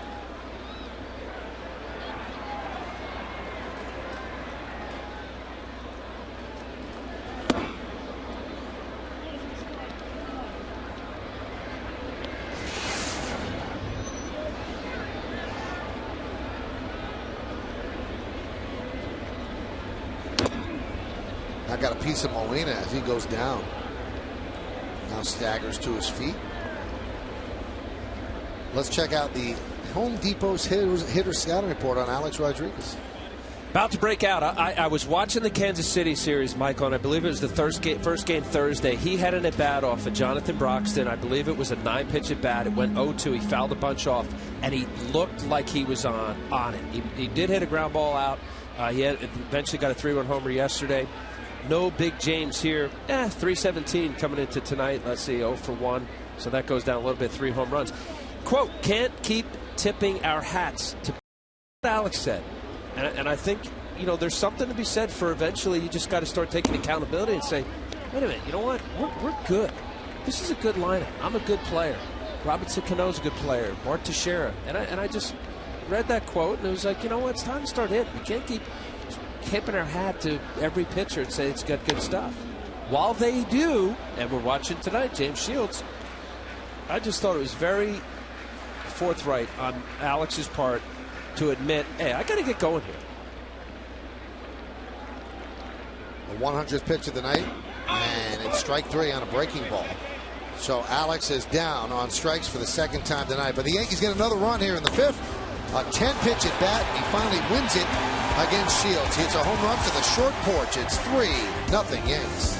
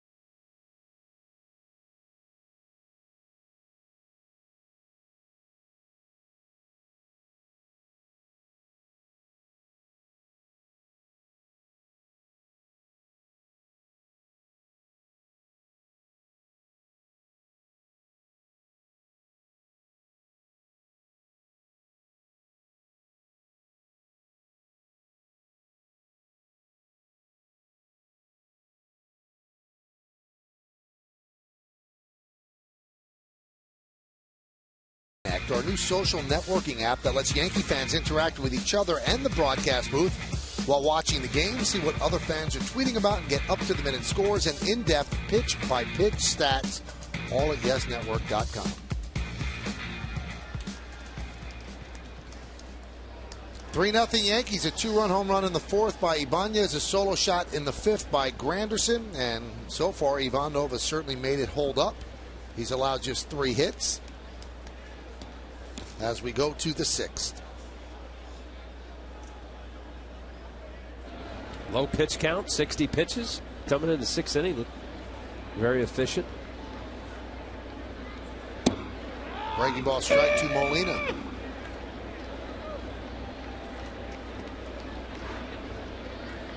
Very economical innings. First and the 5th, the only double-digit innings.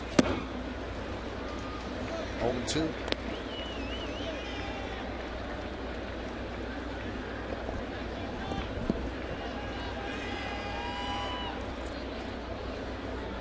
James Shields has allowed 2 long balls. That one is driven deep to left field. Going back, Nunez still back on the track at the wall. See ya! A home run into the Rays bullpen for Jose Molina, and the Rays are on the board. It's 3-1 Yanks.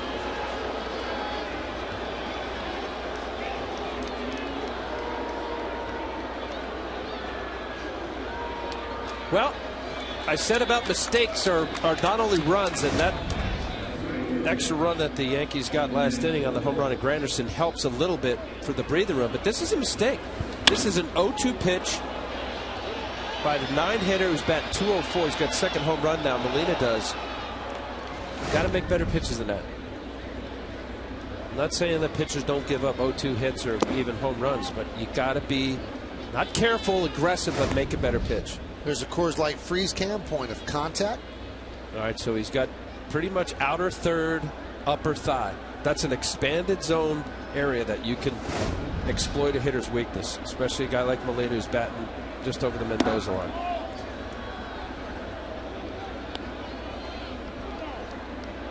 You get away with mistakes, of course, but in moments when you know that it's going to be a tight ball game, you bear down. 0-2 is an absolute put away pitch.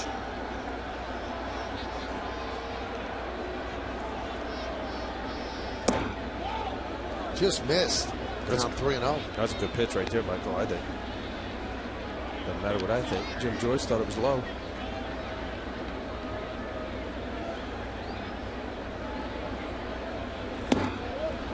And a 4-pitch walk to Ben Zobrist.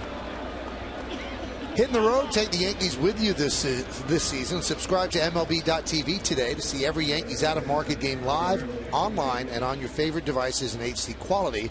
Visit Yankees.com to order and get more details. MLB.tv, baseball everywhere. As Larry Rothschild comes out and talks with Nova. When you give up a home run, is there the possibility that you become plate shy to the next batter? Not necessarily plate, yes and no, but I would say this. If I was Ivan Nova and I gave up an 0-2 home run to Jose Molina, bat 9th in the lineup, who had 1 home run coming into tonight, I am mad at myself. And I think as a result of that anger or maybe distraction, you can throw 2 quick pitches and now you're 2-0 against a good fastball hitter in Ben Zobrist. And now it becomes careful. Oh, be careful. Don't make a mistake. Inner half here, left-handed hitters, well, medium fly ball is a home run.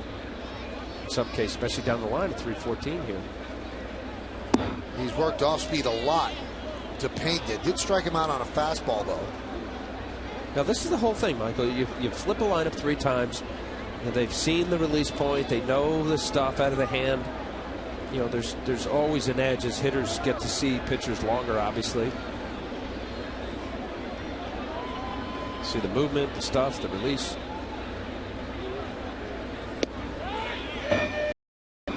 Keeping that fastball away from Pena and the count 1-1. That's why ideally, when you hear it often, pitchers want to they want to get the first couple innings with just limited amount of secondary pitches. If you could get through the first couple innings primarily on your fastball and not allow hitters to see your put-away pitches, which is a slider and curveball for Nova, it's better in moments like this because now you know you can go to it. They haven't seen it.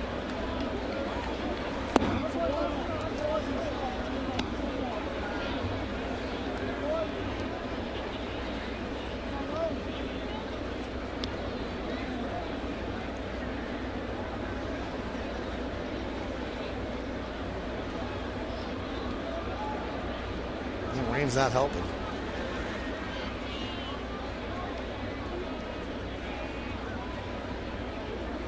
The 2-1. Check swing. Did he go? No, said James Hoy. 3 Jims on this umpiring staff. Jim Joyce, Jim Reynolds, James Hoy, and Mike Estabrook. But Jim is James Hoy, and he said no to the swing. I think he good call. 3-1, don't give in. Carlos Pena, good fastball hitter. 5 home runs on the year. 3-1. Grounded to Teixeira. Goes the second one. On to first. It's a double play. 3-6-3. So good. You can't say enough. I mean, for the longest time it was, put a decent fielder at first base. There's so many outs that he gets that a lot of first basemen aren't as capable or as good as Mark Teixeira. I know you want to hit, but boy, that's a nice play. Be able to get a double play. Carlos Pena not as fast as he once was. A little 3-6-3 double play. Nice play. Here's Upton. And a strike.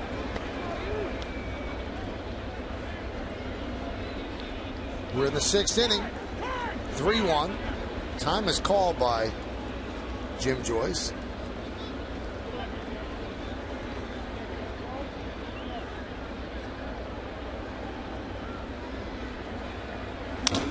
Shattered bat and a ground ball to A-Rod. He gets Upton, and that'll do it. But the Rays get on the board. Bad pitch to Molina. He puts it in the Rays bullpen. So it's 3-1 Yankees. Coming up for the Yanks, Cano, Teixeira, and Swisher.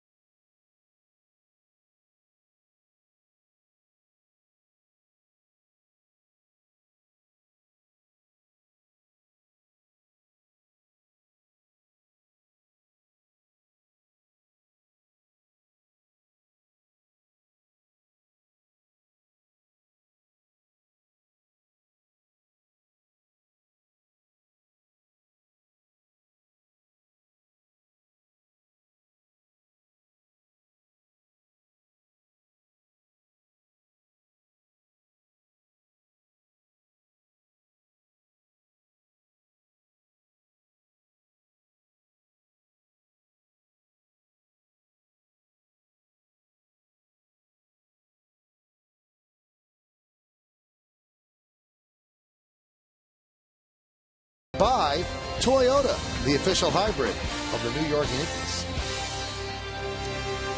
And speaking of our good friends at Toyota, let's take another look at tonight's Toyota text poll. Again, the question was, which current American League wins leader is most likely to lead that category at the end of the season? You've been texting us at 42951. It was between Price, Shields, and Weaver. How did you vote? Weaver overwhelmingly, 56%. That's because why? Because the Yankees are playing the Rays. No, because the no-hitter. Yeah, maybe anti-Tampa sentiment. The no-hitter. You think so? Probably. Well, since Philip Umber pitched a perfect game, he hasn't been able to get people out. Right. He hasn't gotten out of the 4th inning. Right. His wife had a baby. Is that it? Did your wife ever give birth to any of your children in the middle of the season? After my no-hitter. In the middle of the season. Yeah, my youngest, Caitlin, July. And how'd you pitch after that? Oh, then I was traded to the Yankees. I had one good game. All came together against the Red Sox. These two guys have pitched well. James Shields, 4 hits and 3 runs over 5 innings. Nova, 4 hits and 1 run over 6 innings. All the runs in this game via the home run. All right, so we're ready. The grounds crew came out to put some drying agent on the mound and around home plate. Kind of been a steady drizzle since, I guess, the 5th inning, top of the 5th. Danny Cunningham does such a great job. He's the head groundskeeper here at the stadium. Ground ball to second. Grimes gets Cano for the first out.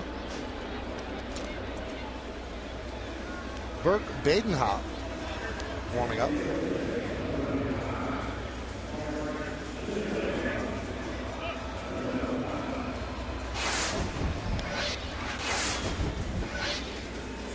So Shields still in there with 101 pitches, and here is Mark Teixeira.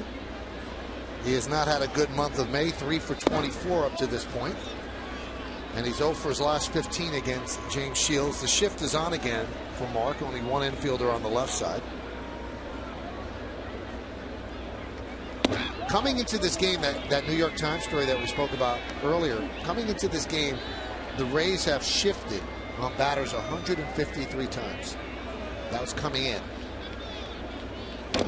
The second most by any team, the Orioles, and boy, Molina got it again. And the 153 that the Rays have, more than twice what the Orioles have. So the Rays shift way more than any other team. All right, but let's define the shift thing. Or let's see what happens to Jose Molina here. Foul ball. Got him on the elbow, right? Left side. Oh.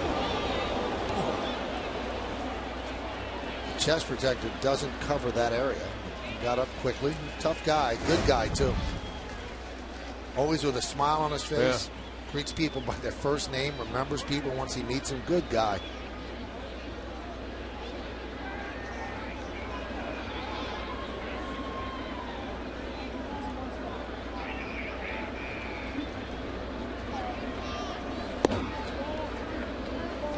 The reason you make a big deal when somebody greets you by your first name, it goes back to Willie Mays. Ball players don't remember your name. I don't know how much they really try. That's how Willie Mays got the name Say Hey, because he didn't know people's names. So he said, Say Hey. Kid? No, he didn't say kid. He was the Say Hey kid, but he would just go Say Hey when he didn't know somebody's name. The 3-2, and Teixeira walks. So what were you going to say about the shifts, Al? What is determined? How do they define a shift? You know, because it's a great question. Maybe it's I mean, is it 2 steps to the right? Does that count as a shift, or does it have to be 5? You know, if he goes from here to here, is that not quite a shift, or does he have to go way over here? I don't know. I guess this would be a shift when your shortstop is. All right, so far. it has to be dramatic. I would think. I mean, for years, infielders have been moving. You know, depending upon the pitch, the count, who's up. But it's usually a couple steps. Strike to Swisher.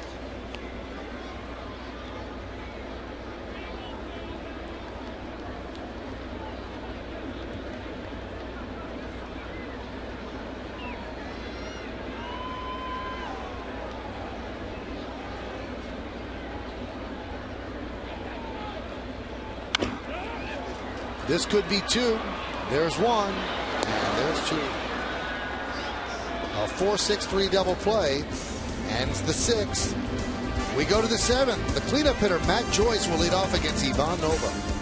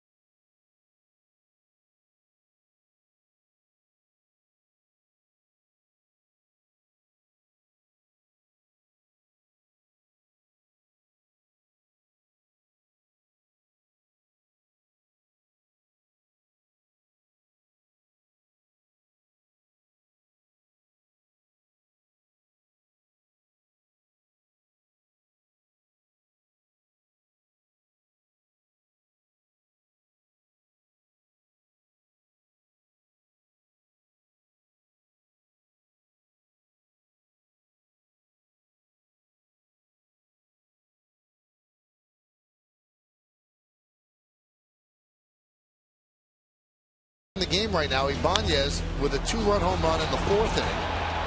That made it 2-0 Yankees. And that's held up to this point. They lead 3-1. Let's take a look at the game summary brought to you by your local Nissan dealer. 3-4-0. So the Ibanez home run, then the Granderson home run in the 5th, and then in the 6th, the Molina home run, and that's the scoring. As Matt Joyce takes a strike from Ivan Nova. So 3-4-0, leading 1-4-0, as Nova and Shields have pitched well through the raindrops here at the stadium. The 0-1. High drive, right field. Backing up Swisher, still back, on the track. It's in the ballpark. He makes the play for the first out.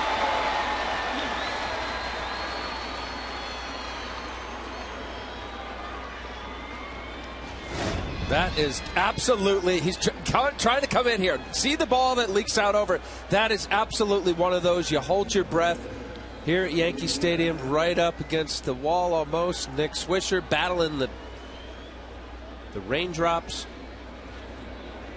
Matt Joyce saying, just missed it. It was a mistake. That ball leaked out over. If you're going to be coming inside in a ball game like this, late in the game, you got to make sure you miss in. Ball away, it's a lot. You got to work a little bit as a hitter to go left center, center field, right center. You got a lot of real estate out there. That ball inside, right-handed pitcher, left-handed batter. Cadillac scoreboard, 3-1 Yanks. Top of the 7th.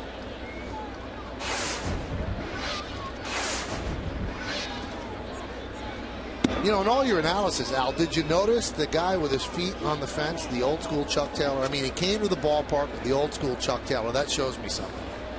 I don't think you saw that when you were analyzing. On the fence? On the fence. He had his feet up watching. The 1-1. 2-1. It would be my guess now that you open it up. John Moore. Watch, you'll see. Of course he will. And there are the old school Chucks. Oh, see, look at that. Yeah, those are Chuck Taylors, aren't they? I believe they are. No, they're no. They could be knockoff. No, they're all-star. Yeah, they're the Chuck Taylors. I thought Chuck Taylors were high tops. You can have low cuts. Comfy. Very, very relaxed. 3-1. That one's driven out deep to right field. Swisher back on the track at the wall. See ya! A home run for Luke Scott, and the Yankees' lead is now 3-2.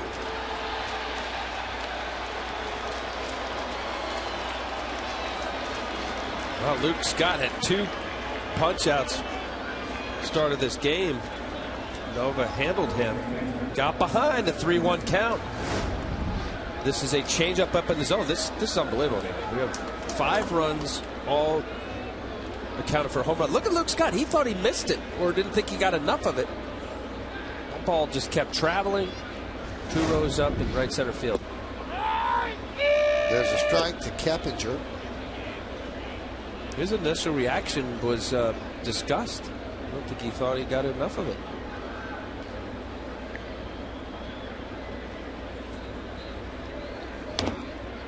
Fouled away. Take a look at his reaction here. Change up 3-1. Up in the zone. Stays on it. You see the little disappointment, I guess. Oop. Now it comes into a little smirk.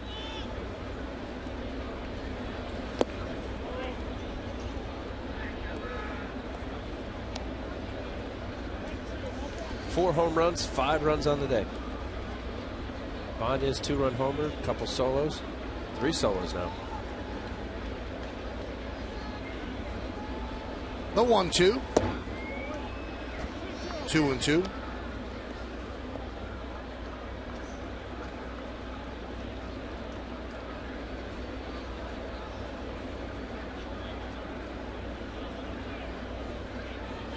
And the pitch. Count 3-2 to Keppinger. Keppinger grounded to short and then flied to left. There's nobody up in the Yankee bullpen. Low pitch count for Nova. But this is a game you have a feeling the bullpen is going to be involved. There has not been a save situation since the injury to Mariano Rivera. 3-2. And a walk to Keppinger.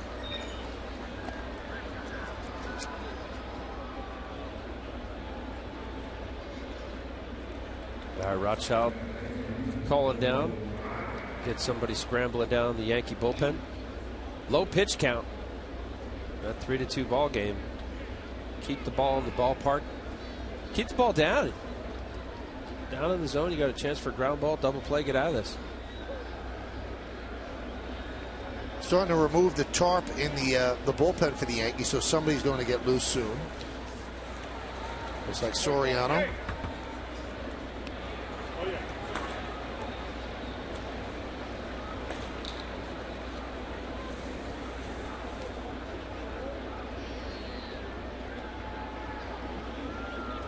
There's Will Rhymes.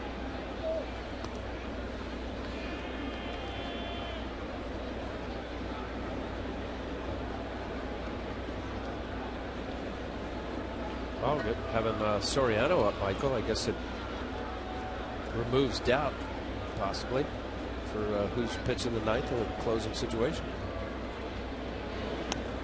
Now these throws over are called from the bench because that just gives Soriano more time to throw.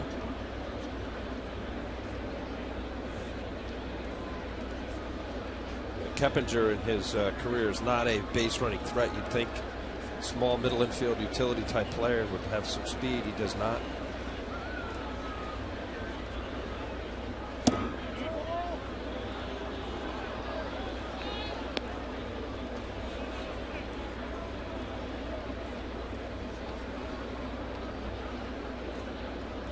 Most stolen bases he had was 4.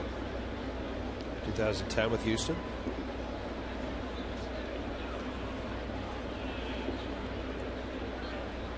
The 1-0. 2-0.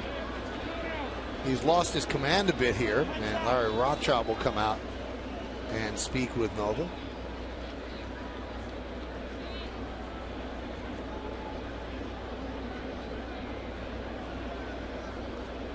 So a 2-0 count on Rhymes. Yankees lead 3-2. Brian Cashman talked before the game about the Yankee bullpen situation. Here's a Yankee GM.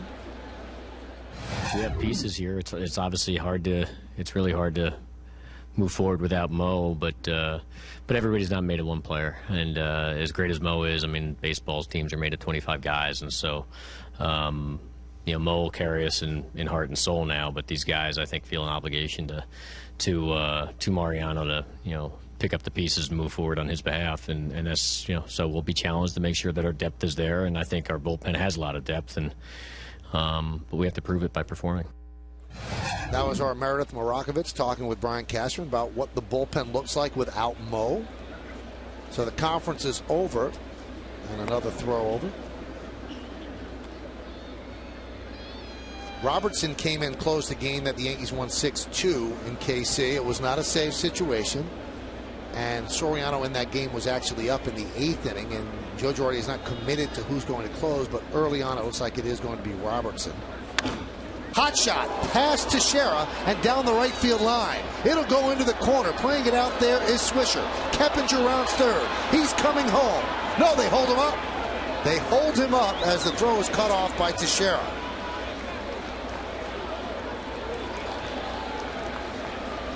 So Swisher got to the ball quickly, fired it in, and they decided to hold up Keppinger. Yeah, I was watching the third base coach Tom Foley, and he was waving him very last second. He put on the brakes for him. Will Rhymes, it ricochets, I guess, just enough to hug the side. Swisher getting that ball in quickly. Keppinger put the brakes on about a third of the way down. You see how far Foley is. He's waving him right at the bag. He holds him up. That was one of those one hand go, one hand stop. Well, Nova needs a strikeout because the Yankees are back at short and second. They will give up this run and give up the lead. High fly ball, shallow right. Swisher will make the catch. Tagging is Keppinger, and the throw comes home, and Keppinger holds up. Good throw by Swisher.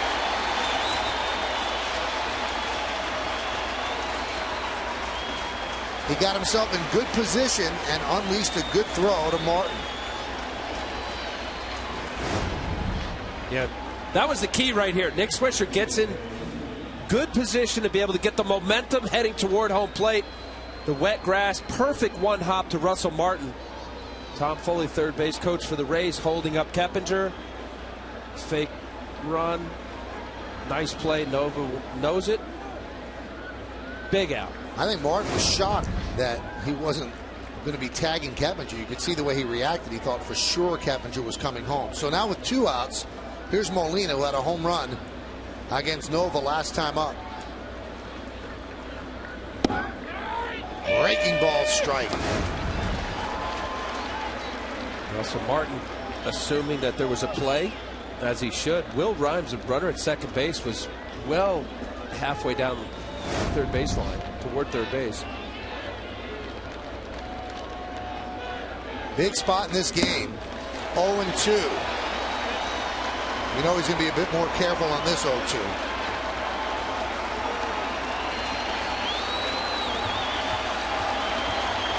A crowd that's been held down because of the inclement weather getting loud, looking for a strikeout from Nova. The 0-2. He struck him out. And Nova, pumped up, leaves with the lead. In the 7th, the 1 run, 2 hits, and 2 men left, and a big strikeout on a breaking ball by Jose Molina. Nova is pumped up, and so are the Yankees. At the end of 6.5 innings of play, Yankees lead 3-2, but we'll keep it right here to listen to a rendition of God Bless America. Silent prayer as we remember the servicemen and women who are serving our country at home and around the globe. Thank you. Now join in Kate Smith's rendition of God Bless America.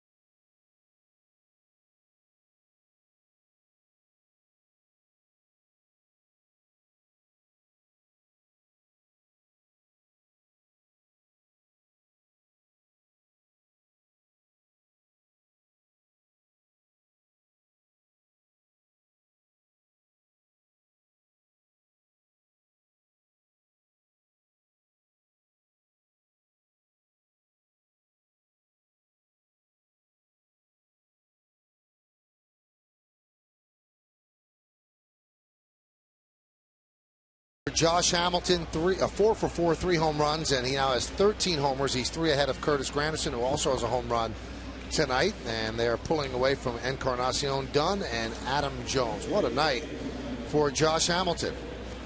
Well, Joe Madden makes the call to the bullpen. Brought to you by AT&T. So that's going to do it for James Shields. And the new pitcher is going to be Burke Badenhop. Burke Badenhop, high ERA, came over from the Florida, now Miami Marlins in a trade.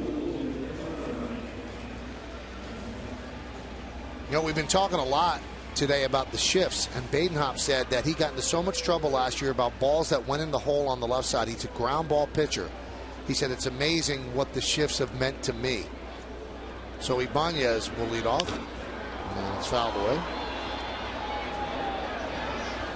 Has helped, obviously, because it being in Florida, they didn't do as much shifting. Yep. And he is a ground ball pitcher. Cadillac scoreboard 3-2. Big strikeout of Molina to hold the lead.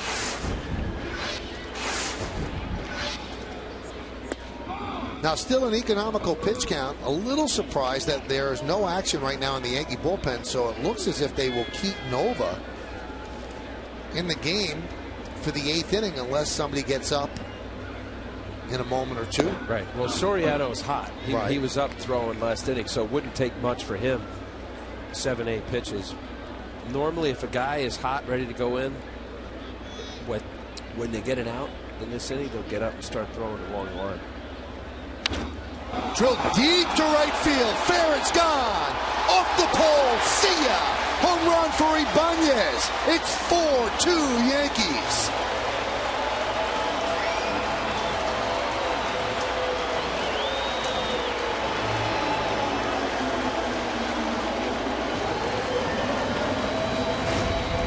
This is a missile.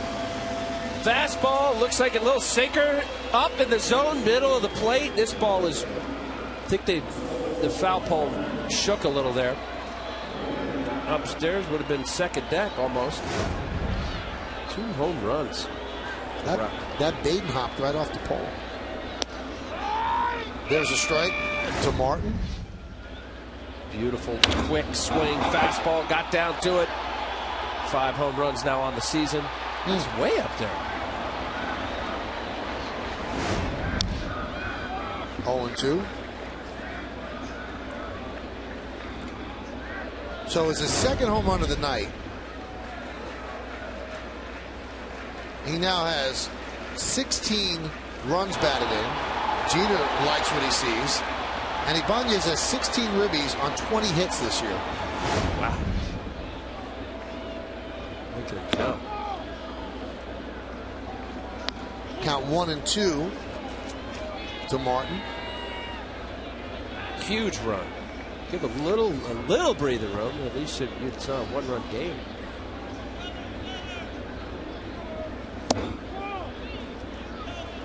Count 2-2.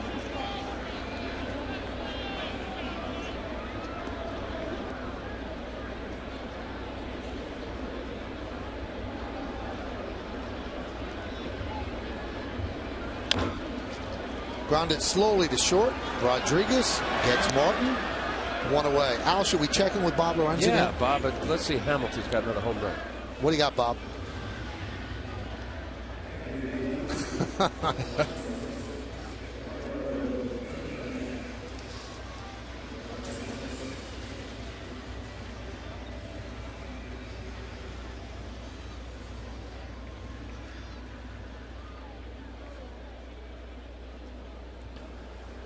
Wow, the Red Sox really struggling. They get away from Fenway where they have struggled so much, and now in Kansas City trailing that game. Here is Eduardo Nunez. And the pitch is high from Badenhop.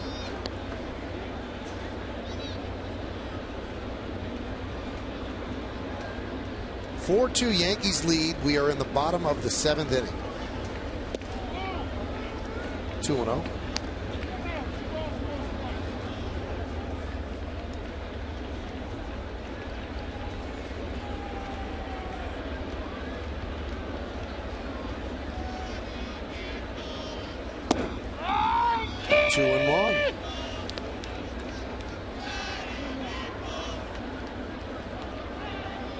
Jake McGee, one of 3 left-handers in the Rays bullpen, is getting ready. Grounded to second. Rhymes for the second out.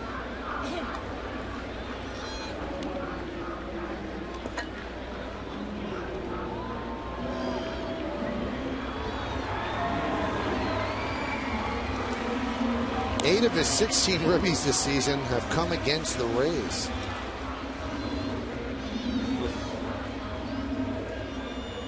If you're going to do damage, you want it against a division opponent. That's pretty good.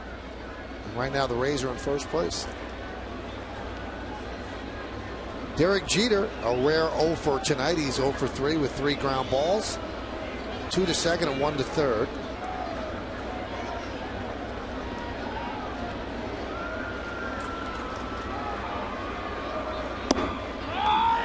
Strike.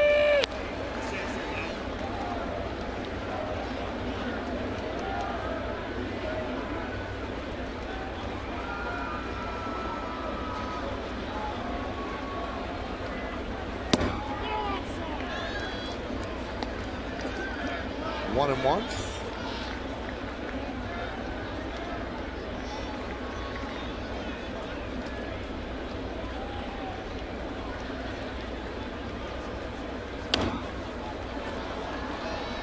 And the count 1-2.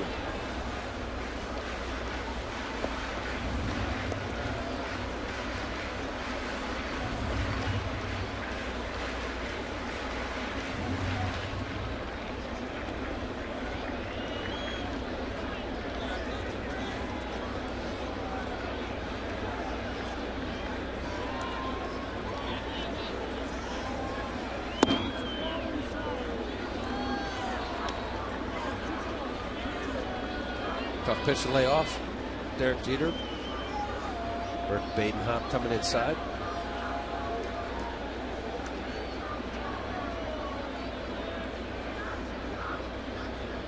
Two balls, 2 strikes. Missed outside. 3-2. Crowd of 37,086 here on a rainy Tuesday evening. The picture not yet complete. We're in the bottom of the 7th.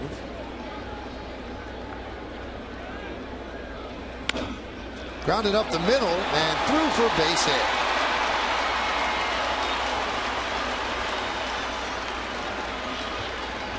No real shift against Jeter because he doesn't always pull the ball. He takes the ball the other way a lot. Joe Madden is going to signal for his left-hander McGee to come on and face Granderson.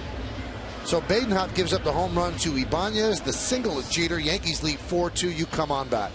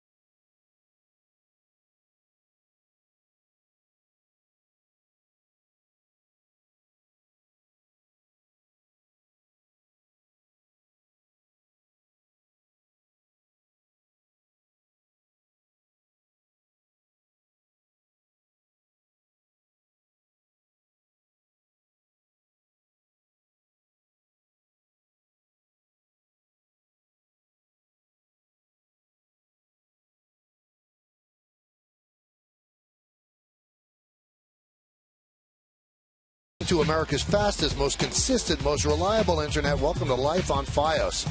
Jeff Neiman will get the start for the Rays. 2-3, 4.05. David Phelps, his second big league start. 0-1, 3.74. All of our coverage on Yes begins at 6 with the BP show. 6:30 is the pregame. Right around 7:08, we'll have the first pitch. So we hope you could make some time for us tomorrow evening. And Thursday's a great matchup. It's CC Sabathia against David Price. So Jake McGee, hard-throwing left-hander, comes on to deal with Curtis Granderson. Those are the numbers on McGee. 8 2/3 innings, 12 strikeouts.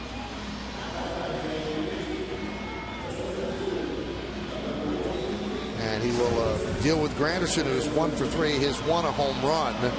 And the home run means that he has reached base safely in 28 straight games. Not a 28-game hitting streak, but reaching base safely 28 straight. Jake McGee, one of those left-handed relievers. He actually is better against right-handers right now. 1 for 12, 083 batting average. Left-handed hitters, 238. He's not giving up a home run. Michael, you said he's got a good fastball. This guy's got a very good arm. 95 or better.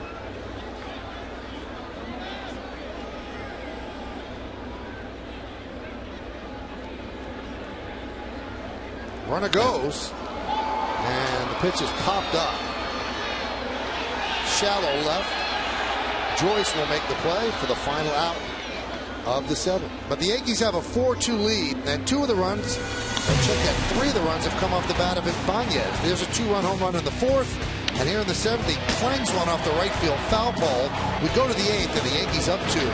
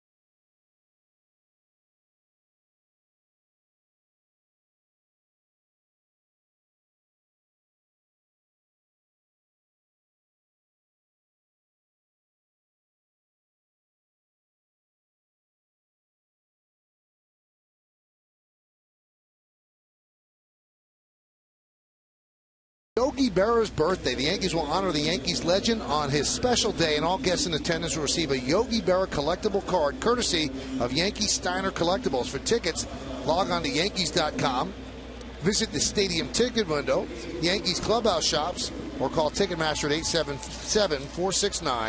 877-469-9849. There's Yogi.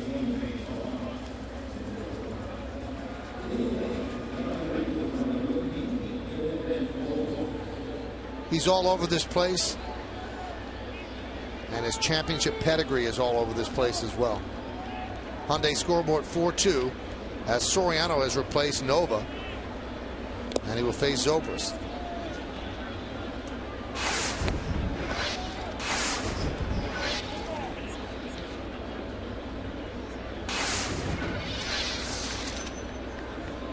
Those are the numbers on Soriano. Good numbers so far.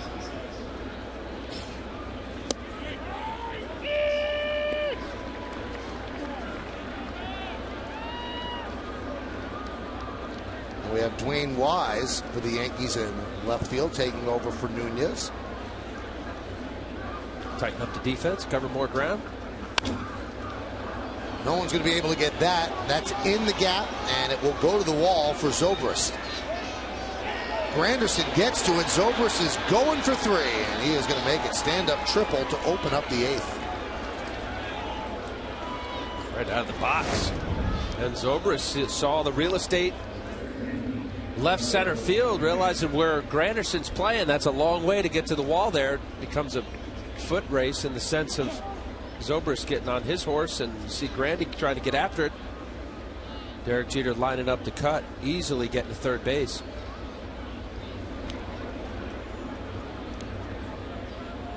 Leadoff triple.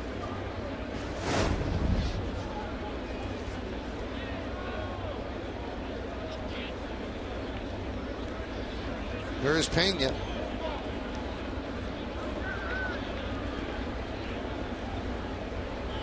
Yankees play the infield back, and there's a strike. They were up by 2. And that is what that Ibanez home run means. Al talked about it. Gives you some maneuverability. You can make a bad pitch, and like he did to Zobrist, and not have it completely kill the night. Well, here, just get it out. Obviously, you can see the run. You'd be up by 4-3. Hammered foul into the seats. Rays are familiar with Soriano. A couple of years ago, he had 45 saves closing for the Rays, then became a free agent, signed with the Yankees. And the Rays seem to be making a cottage industry of finding different closers every year. Soriano had a great year. Farnsworth last year had a great year. Now with Farnsworth out, Fernando Rodney's having a great year. Swing and a miss, a big strikeout for Pena. Big night in baseball. Let's check in again with our very own Robert Lorenz.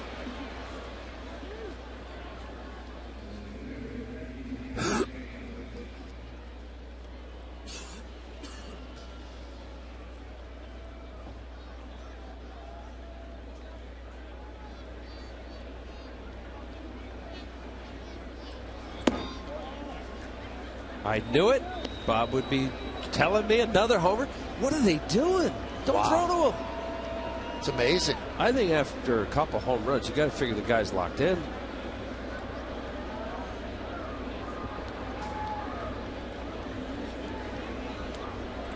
A wave there by Upton to count 1-1. Upton's 0 for 3 tonight.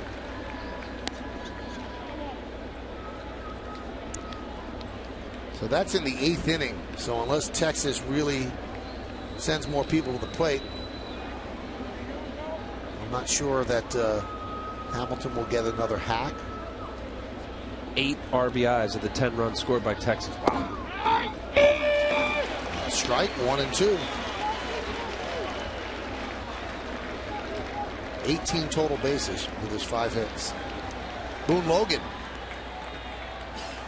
is up.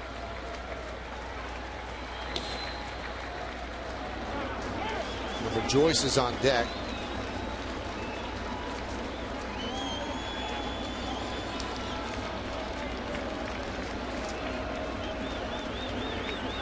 Low 1-2. Fouled away. Ooh, that elevated fastball is very effective. B.J. Upton, good fastball hitter, but preferably down. But watch where he wants this ball. And then that is a mistake right there down the middle. B.J. Upton knew he missed it. Well, so Martin won that ball higher than high, letter high, neck high. 1-2. 2-2.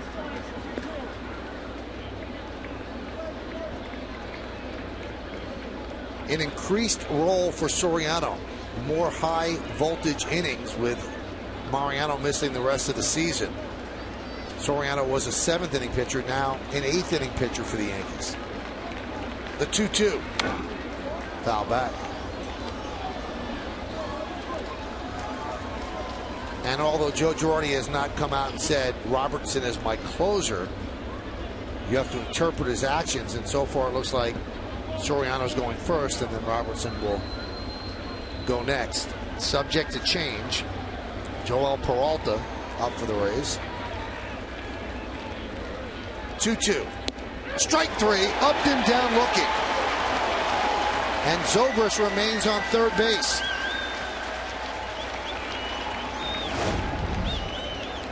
This looks like a slider that was thrown as hard as he could, and B.J. Upton could not pull the trigger. That ball was right down the middle.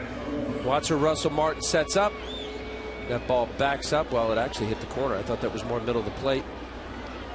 Height of it, about belt high.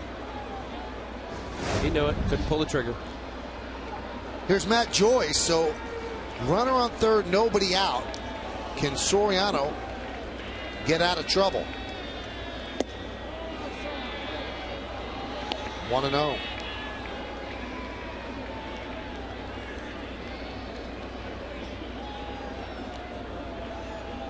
Huge leadoff triple here. Bear down here.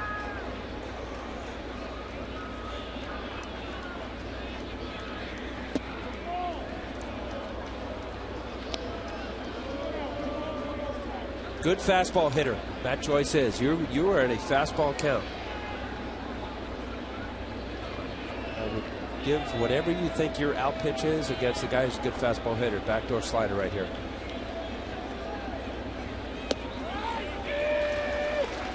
Count 2-1. Smart. Know the situation. You know the strength and weakness of a hitter.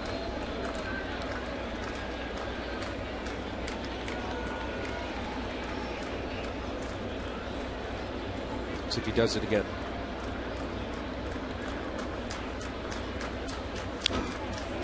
Now 2-2, 1 strike away from getting out of trouble.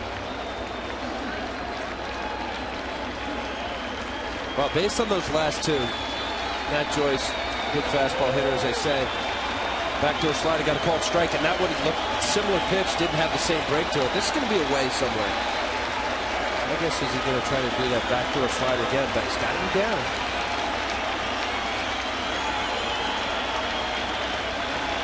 The 2-2. That was down, and it gets away from Morton. Here comes Zobrist, and he will slide in with the third run, as the Yankee lead is now 4-3. So a wild pitch allows Zobrist to score. The two previous pitches, Russell Martin set up away. You got the short porch here in right field. He wanted this slider down and in. The danger of down and in to a left-handed hitter is if you miss, that's the nitro zone. So you see what Soriano did. You saw the glove that was patted on the ground, tapped on the ground. Russell Martin was saying, hey, make sure you get it down. He threw a 58-footer lawn dart. Tough pitch for Russell Martin to handle.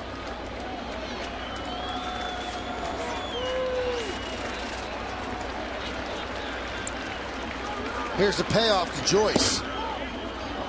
And Joyce walks. So the tying run is on first. That looked like a good pitch there to me, Michael. Middle of the plate, slider. This was that backdoor slider. Now, he wasn't concerned about the down and in. My guess is Jim Joyce caught that pitch down. Now, that ball is breaking down. It's not where he caught it. Russell Martin is about 4 feet or so behind home plate. This should be a better angle to see knee high or not. No, you know what? I think that may have been down. Here's Luke Scott. Definitely had plate coverage. A little odd. You've got Soriano, who's obviously your 8th inning guy at this point. But you also have Boone Logan warming up. You don't bring him in for Joyce, and you don't bring him in for Scott. So who exactly is he out there to face? Well, let's see, 167. I think he may be going with the numbers here, Michael. 167, 1 for 6. Soriano is against Luke Scott. Give me a second here.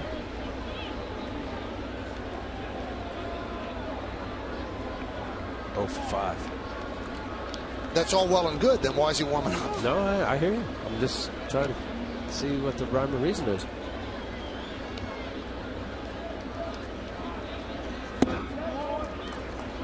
Two 2-0.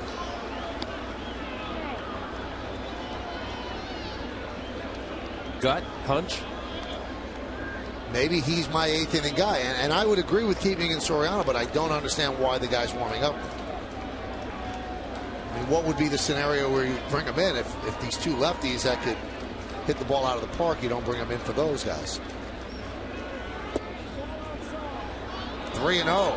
So 1 pitch away from moving the tying run to scoring position. He's swinging here. He gets a cookie right here. He's coming out of his shoes.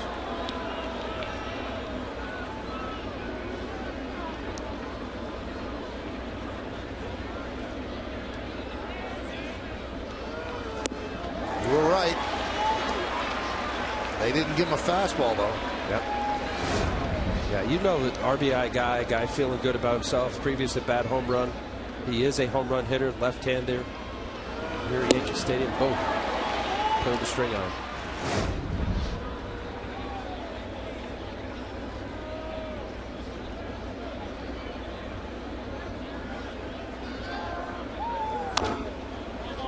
Grounded foul.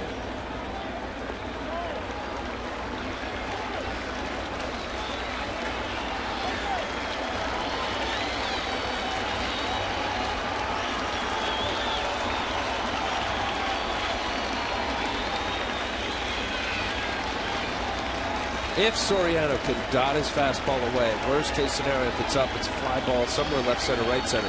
He has seen 5 sliders in a row. As good a fastball hitter as Luke Scott is, you have a running fastball away, lock him up.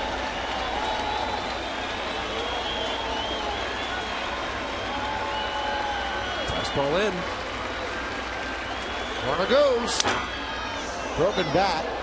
A fly ball to right field, but that makes the seats. They'll do it again. That is in the kitchen, sawed off. Look at that, right down to the handle.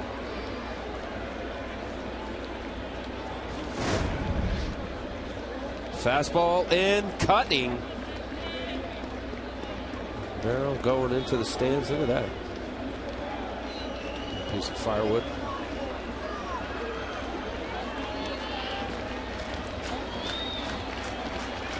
Pay attention, folks.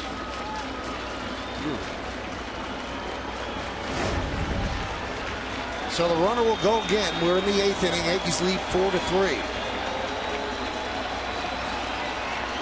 Joyce is on first with 2 outs. He'll be going.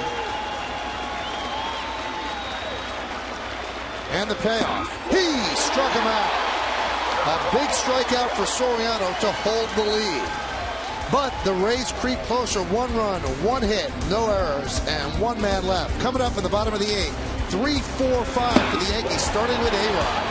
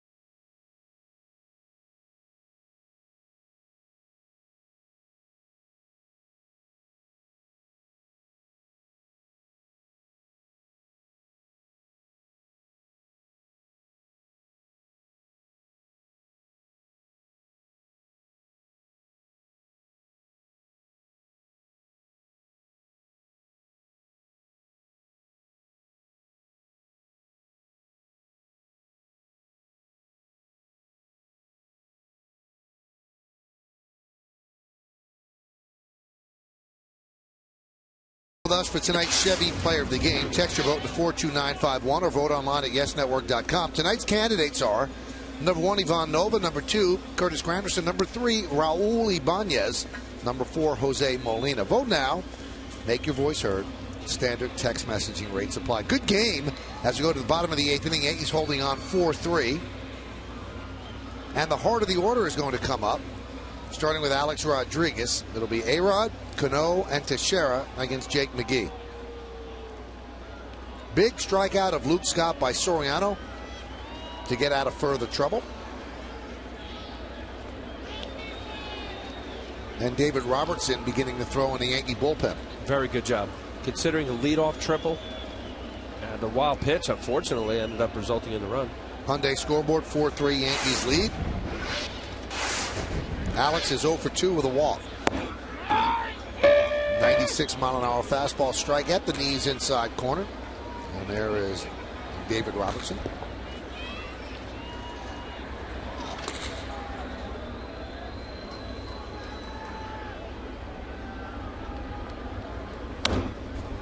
Late on that one. Right in on the hands, 0-2. So smooth. Looking at some of the young pitchers that have come not only through the Rays organization, but across baseball.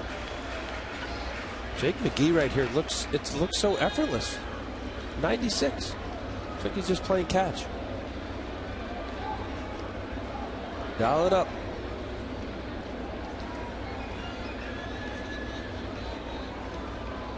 The 0-2. 97.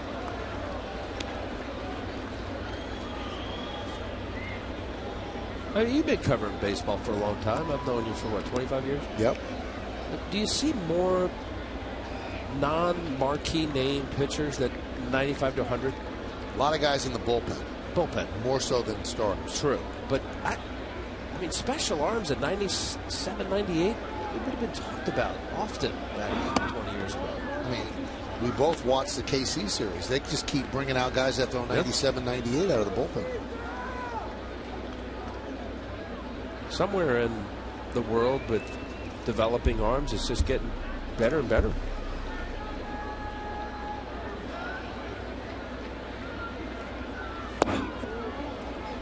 That one's 98, 2-2.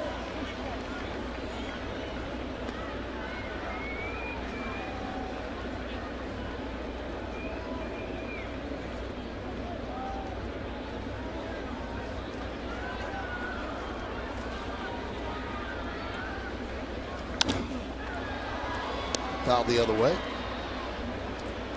This copyrighted telecast is presented by authority of the New York Yankees and may not be reproduced or retransmitted in any form, and the accounts and descriptions of this game may not be disseminated without the express written consent of the New York Yankees.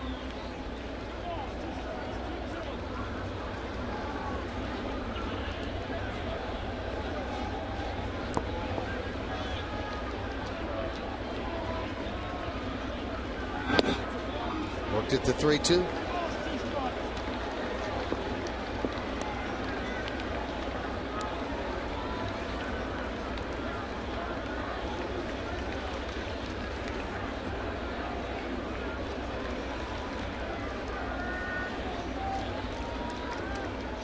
And the pitch.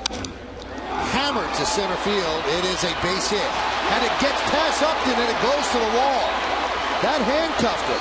Alex is going to stop at second with a double. He hit that ball so hard that it ate up Upton. It was almost like a hard line drive to an infielder.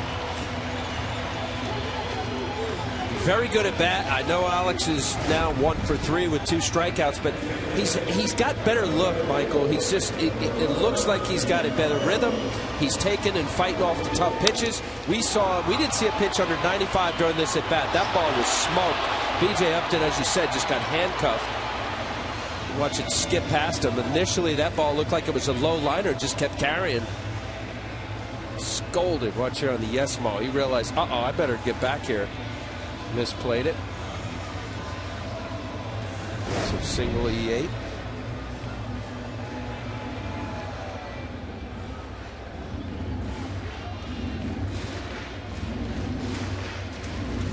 So an error on Upton, but a single is out mentioned. First error of the game by either team. Here's Cano. That run out at second is very, very important.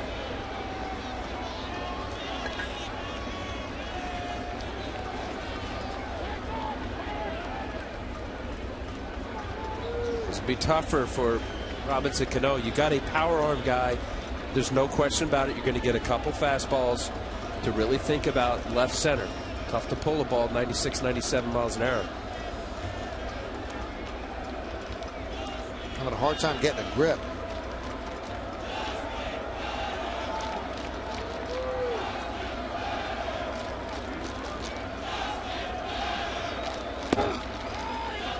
Poor There's a fastball in there, 0-1.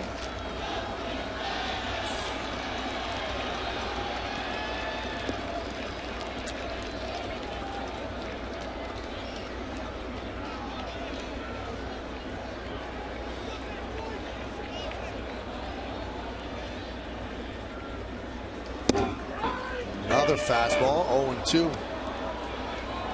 Robbie didn't like that, but that looked knee high. Let's see where this is. Outer third, maybe even corner. That is a pitcher's pitch. Right at the knees.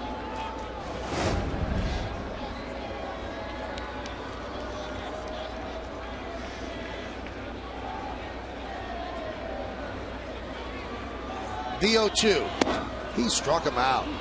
Just overpowered a great hitter. One away. And that's going to do it for McGee, as Joe Madden will signal for the right-hander. So he wants to turn Teixeira around to the short porch, batting from the left side. Runner at second, Yankees up by 1. Stay right here.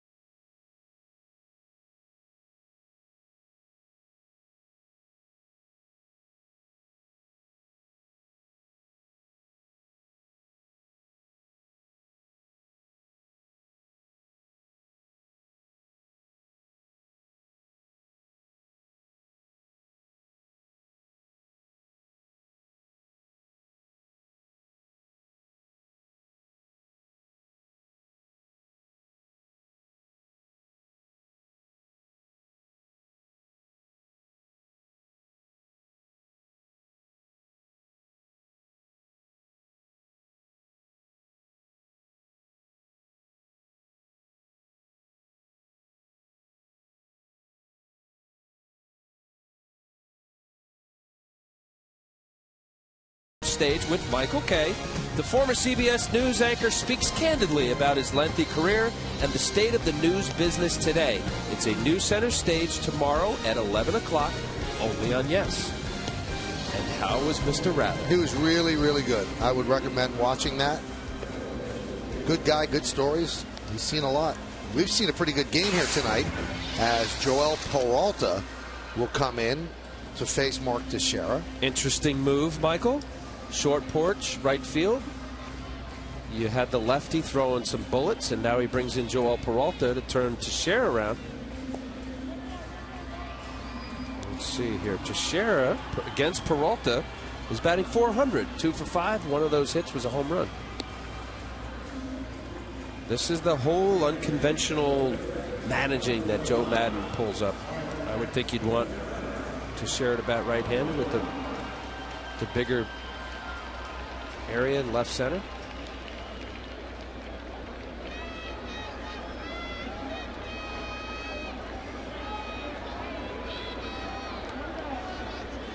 Let's see, lefty-righty splits this year, Michael. Teixeira is .243 against left-handers, .211 versus right-handers. I don't think that's it.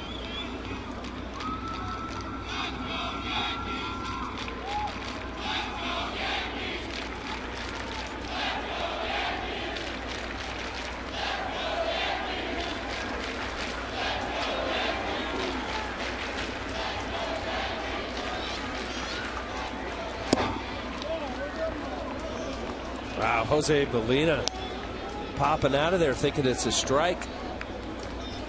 Teixeira may have gotten a call there from Jim Joyce.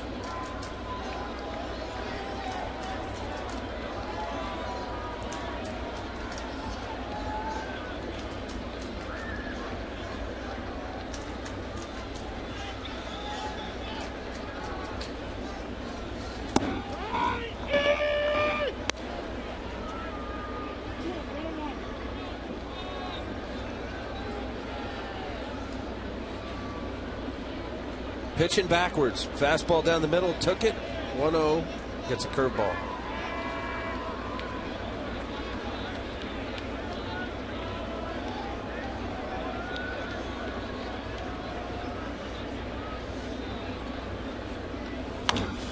Hammered. Base hit. Down the right field line. It'll go into the right field corner. Alex Rodriguez will score. Teixeira with a big RBI double. Yankees lead 5-3.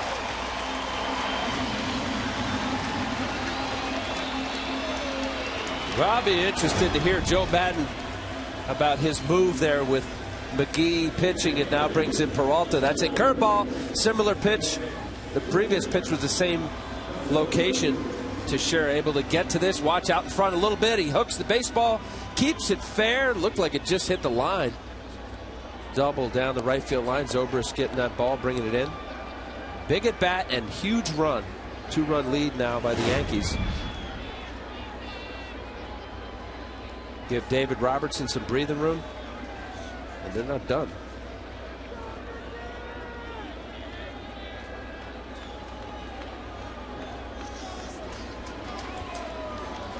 So runner at second, Yankees up by 2, and here is Swisher. Only the second double of the year for Mark Teixeira.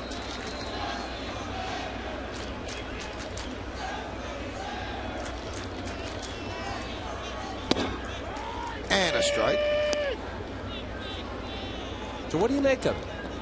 Why you just thinking that Teixeira is struggling early in the season? I don't think he thinks that Teixeira can go the other way, so his shift is more effective when he's batting from the left side. And I think he wanted to shift 3 infielders on the right side. Okay, but a hanging curveball here at Yankee Stadium, 3-14, you got a home run. I agree with you, but you asked me why I think he did it. I think that's why he did it. The 0-1. I think he thinks the shift is more effective against Mark batting left-handed than it would be batting right.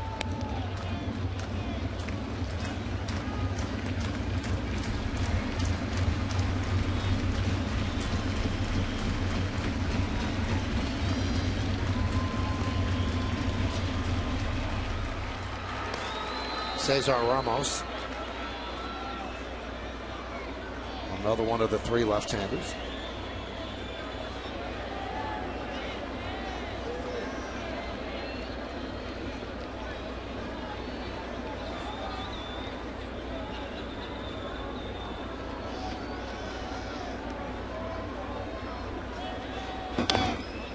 We mentioned this in the 3-game set that started the season, Al, and I have unbelievable respect for Joe Madden. What he's done in Tampa Bay, it's off the charts.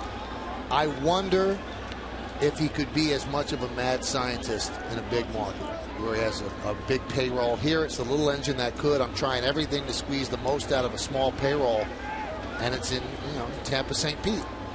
Could he do that with the Red Sox? Could he do that in California? Could he do that with the Yankees? I'm not sure.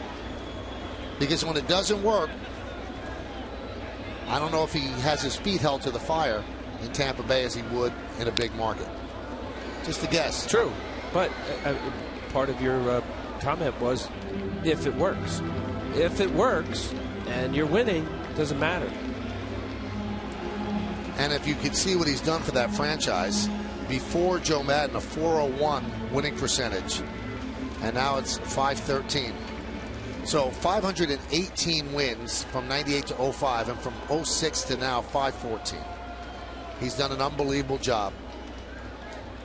Has him in the playoffs 4 out of the last 5 years. World Series. Yep, not too bad.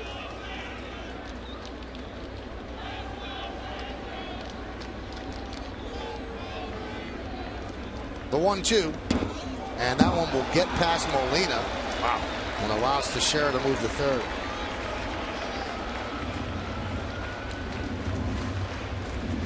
Well, that was, there's wild pitches. That ball was 56 feet.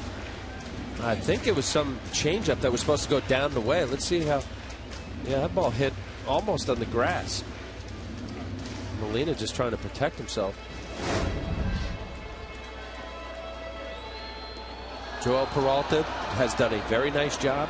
Doesn't have an overpowering fastball. Very good changeup. 2 types of breaking balls. Saw what Teixeira did with one of them. Infield is in. 3 infielders on the right side. The whole left side is open.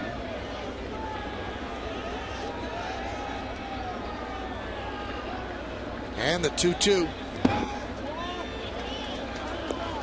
3-2. How tempting must it be, or to be able to just like a cricket player, just like boop, you get an RBI. Not only should it be tempting, it should be something that's tried. It doesn't seem like anybody tries to do it. Just a little, I mean, it doesn't have to be it, right? Just a little roller. It must be harder than we think it is. Yep. Because there's an RBI right there for you. An easy, soft ground ball. Well, and along that line, Peralta, the pitcher now, is pitching accordingly.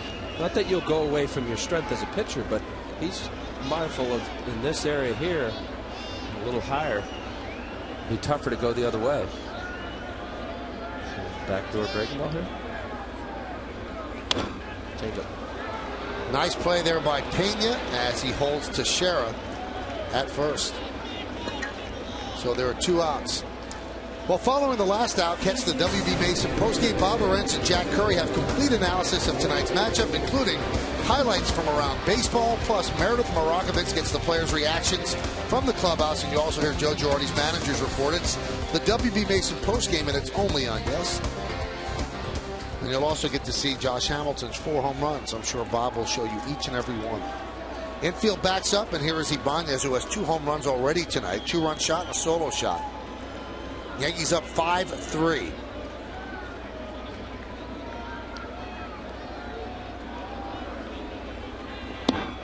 Breaking ball is high.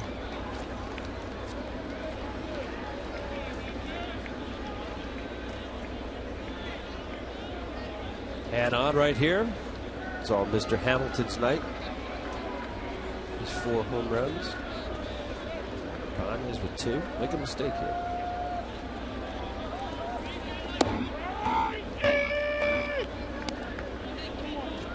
Jim Joyce, the voice, here in the 9th inning, or in the bottom of the 8th, still in fine form.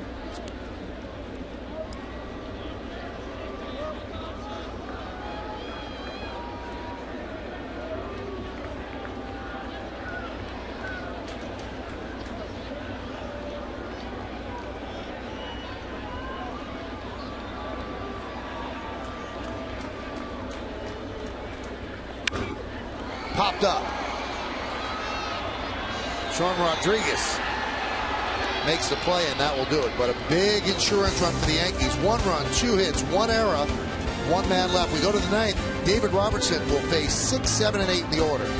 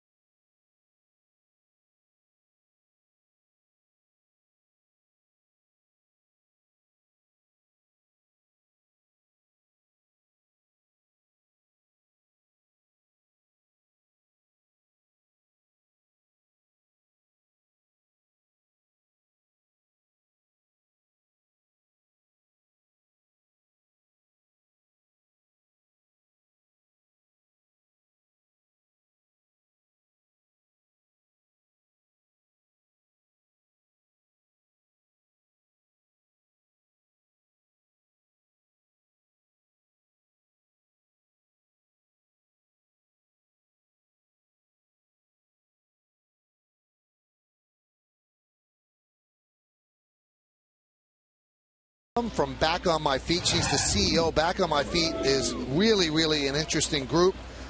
They help the homeless through a regimented running program. And then AT&T and Accenture and Marriott are very involved, and they hire the homeless after the program. So Ann with the first pitch. And now the Yankees are hoping that David Robertson throws the final pitch in this game as he tries to close this out. This is his first save opportunity since Mariano Rivera went down shagging fly balls before the game in Kansas City on Thursday. Was that, wait, no, that was Thursday, yes. And David Robertson has been perfect this year. 21 strikeouts in 12 innings. So this will be his first save opportunity. He did pitch in KC. The Yankees had a 6-2 lead. You have to have a 3-run lead at least going into the 9th inning to have a save opportunity or have the tying runs on base or on deck when you come in. So this is a save opportunity as the Yankees are up 5-3 as we go to the 9th inning.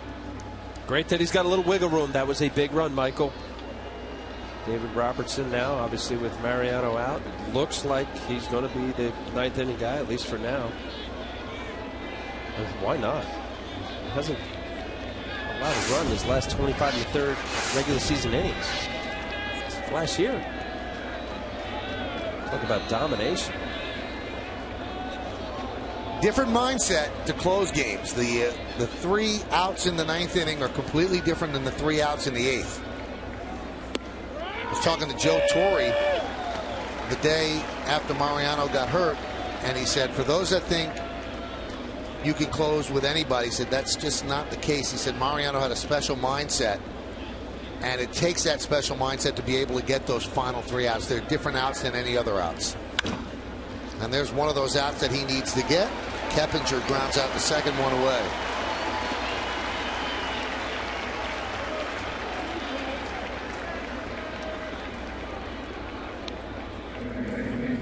Well, I agree with what Joe said, that there's a different level of anxiety. But however, Michael, in many instances, the most critical outs in the last 6-7 outs could be in the 8th or the 7th or 7th. Yeah.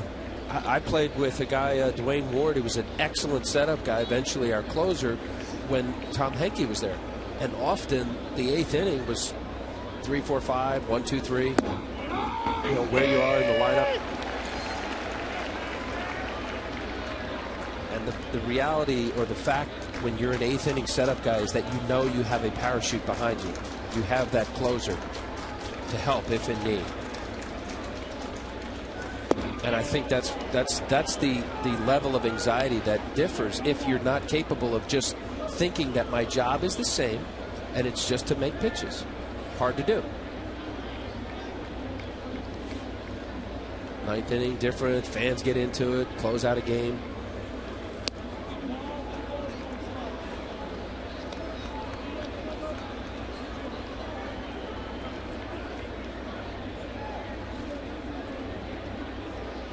Now, often I say that pitchers, you know, it's not easy. It's not. I did it for a few years. It's difficult to consistently make pitches. Pitchers aren't robots, but if there's one pitcher that I thought was the most robotic, it was Mariano. Same delivery, never showed any emotion, made his pitches. Robertson has had a save in 09, had a save in 10, had a save in 11. So if he nails this down, it would be his 4th career save and 1st of the year.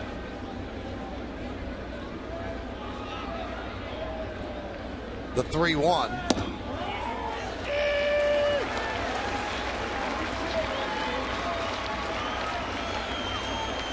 The day that Mariano got hurt, Robertson was very clear when he spoke to the media.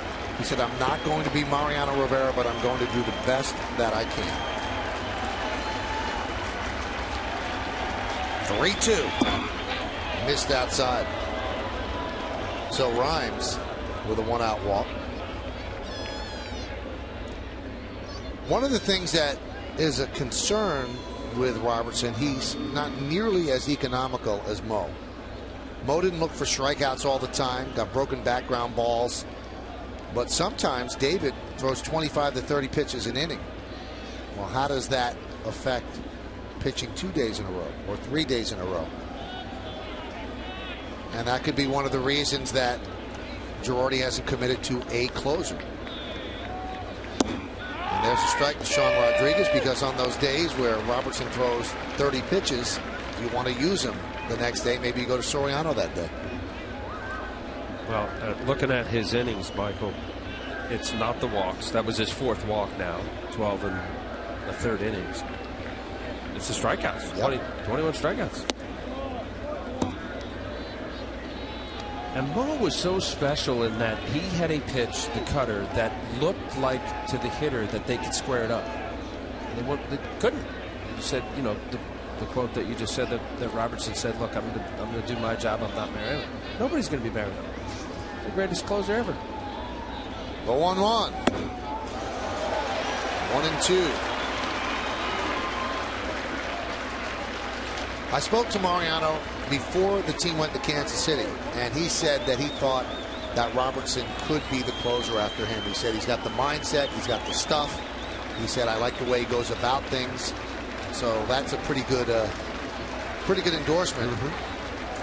But that was obviously Mo thinking he was at least going to be pitching this year and not turning it over to Robertson this soon. There's a base hit to left field, so Rodriguez is the tying run. He's on first base as Wise gets the ball in.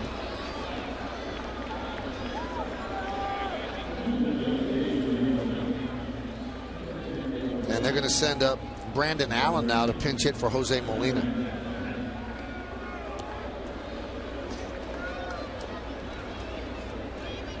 Brandon Allen, power. Boy, he possessed a lot of power. That one hit was a home run. First game.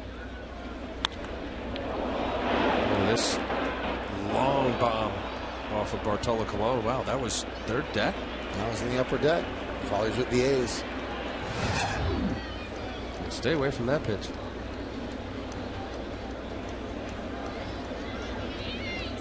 So here is where these outs become high leverage outs, because you realize your team has just played 8 innings. They're right there for a win, and if you don't do your job, a lot of it gets washed away. So it becomes a lot more pressure packed. And as Al mentioned earlier, in the 8th inning, you know you've got Mo as a safety net in the 9th. And there's a strike. And boy, that double by Teixeira looms very large right now in the bottom of the 8th inning, driving home Alex Rodriguez. An insurance run to give Robertson a little breathing room.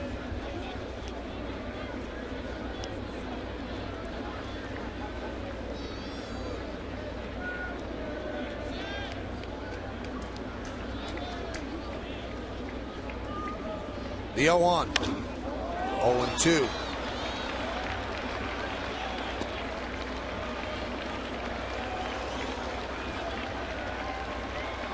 Be smart here. 0-2. You have an opportunity, 2 pitches for your put away pitch. The danger zone for Brandon Allen.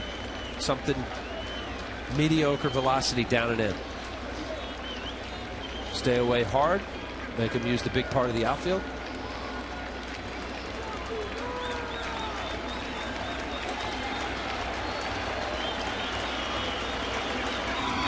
He struck him out. 2 outs. This came right at him.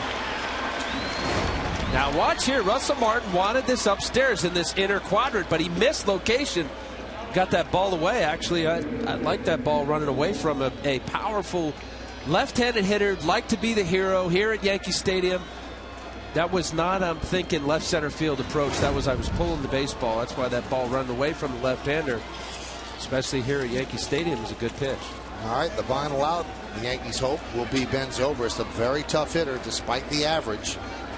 And he is 3 for 8 lifetime against Robertson. He's 2 for 3 today. Breaking ball strike, 0-1. That is a beautiful pitch. Getting the count, big break.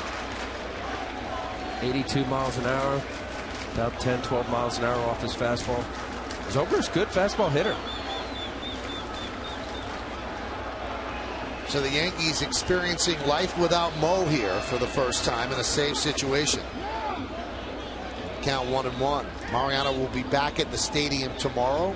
He went to the doctors yesterday. He has pledged that he is going to pitch again in 2013. And he will explain exactly what's going on when he gets to the stadium tomorrow. You know, he's watching right now.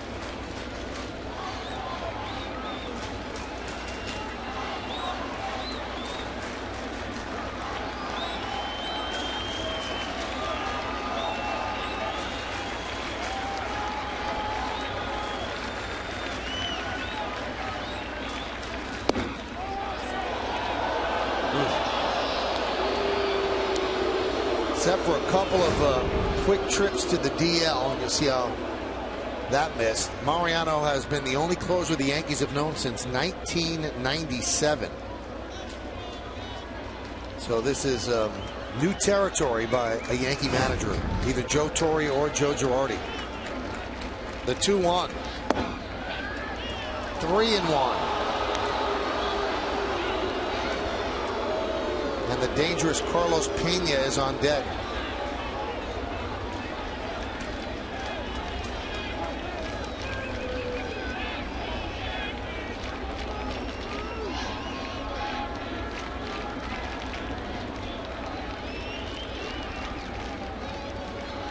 And the pitch.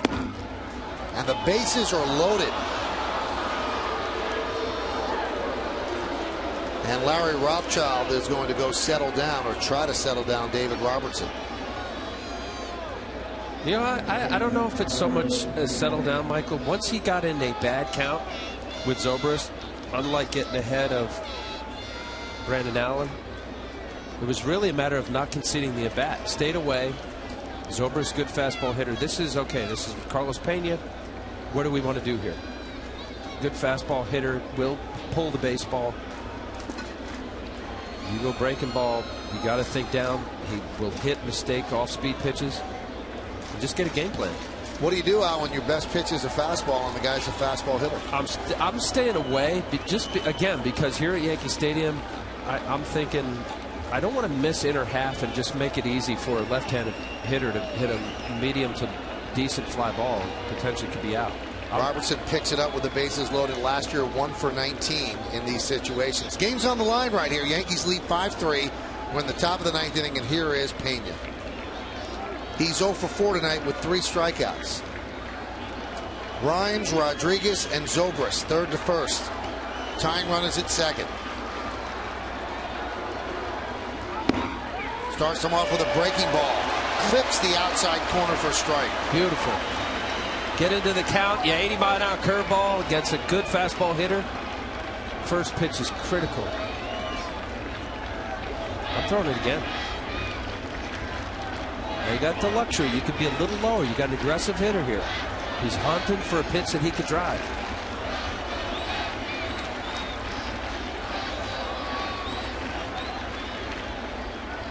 The 0-1. Fastball strike, 0-2. Beautiful. That is a dotted outside corner black fastball. He can go anywhere here now. Elevate higher than high. Watch this. That's belt high outside corner. Pena didn't think so.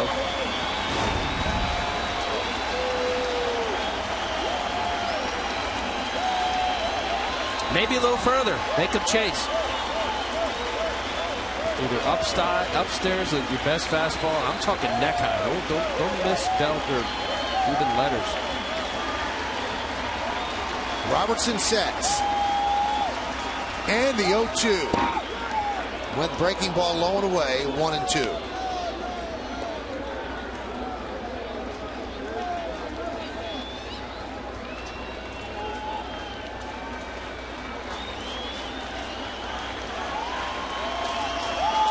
Bases loaded with Rays. First game of a 3-game set.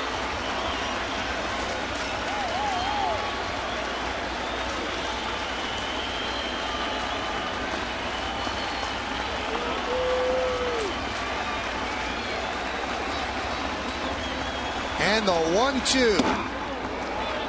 2-2. There it is. He saw it. Curveball, high fastball. Will he come back with the breaking ball? Watch here. This is a tough pitch to lay off for a guy that is a fastball hitter. Likes it. He was able to see it. Check the swing. Pena is susceptible to strikeouts. He's historically been a high strikeout guy. Last year with the Cubs, 161 strikeouts. His career high was 166 in 2008 with the Rays. 2 balls, 2 strikes, 2 outs, 2-run lead. Bases loaded. Strike 3. Ball game over. Yankees win 5-3, and that's the first save AM after Mo. And the Yankees hope there are many more to come for David Robertson.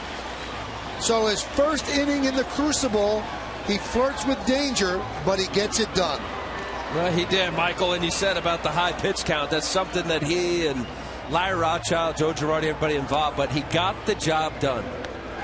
And Joe Girardi gets his 400th win as Yankees manager.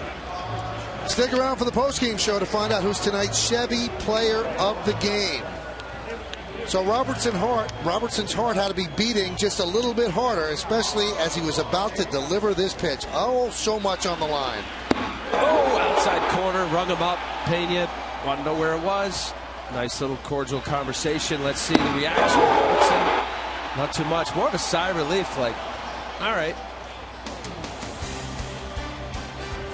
So Robertson, the first save opportunity since Mo went down with the knee injury. He nails it down, and you're right, Al, more relief than exhilaration. Yankees win this one 5-3. We'll be back.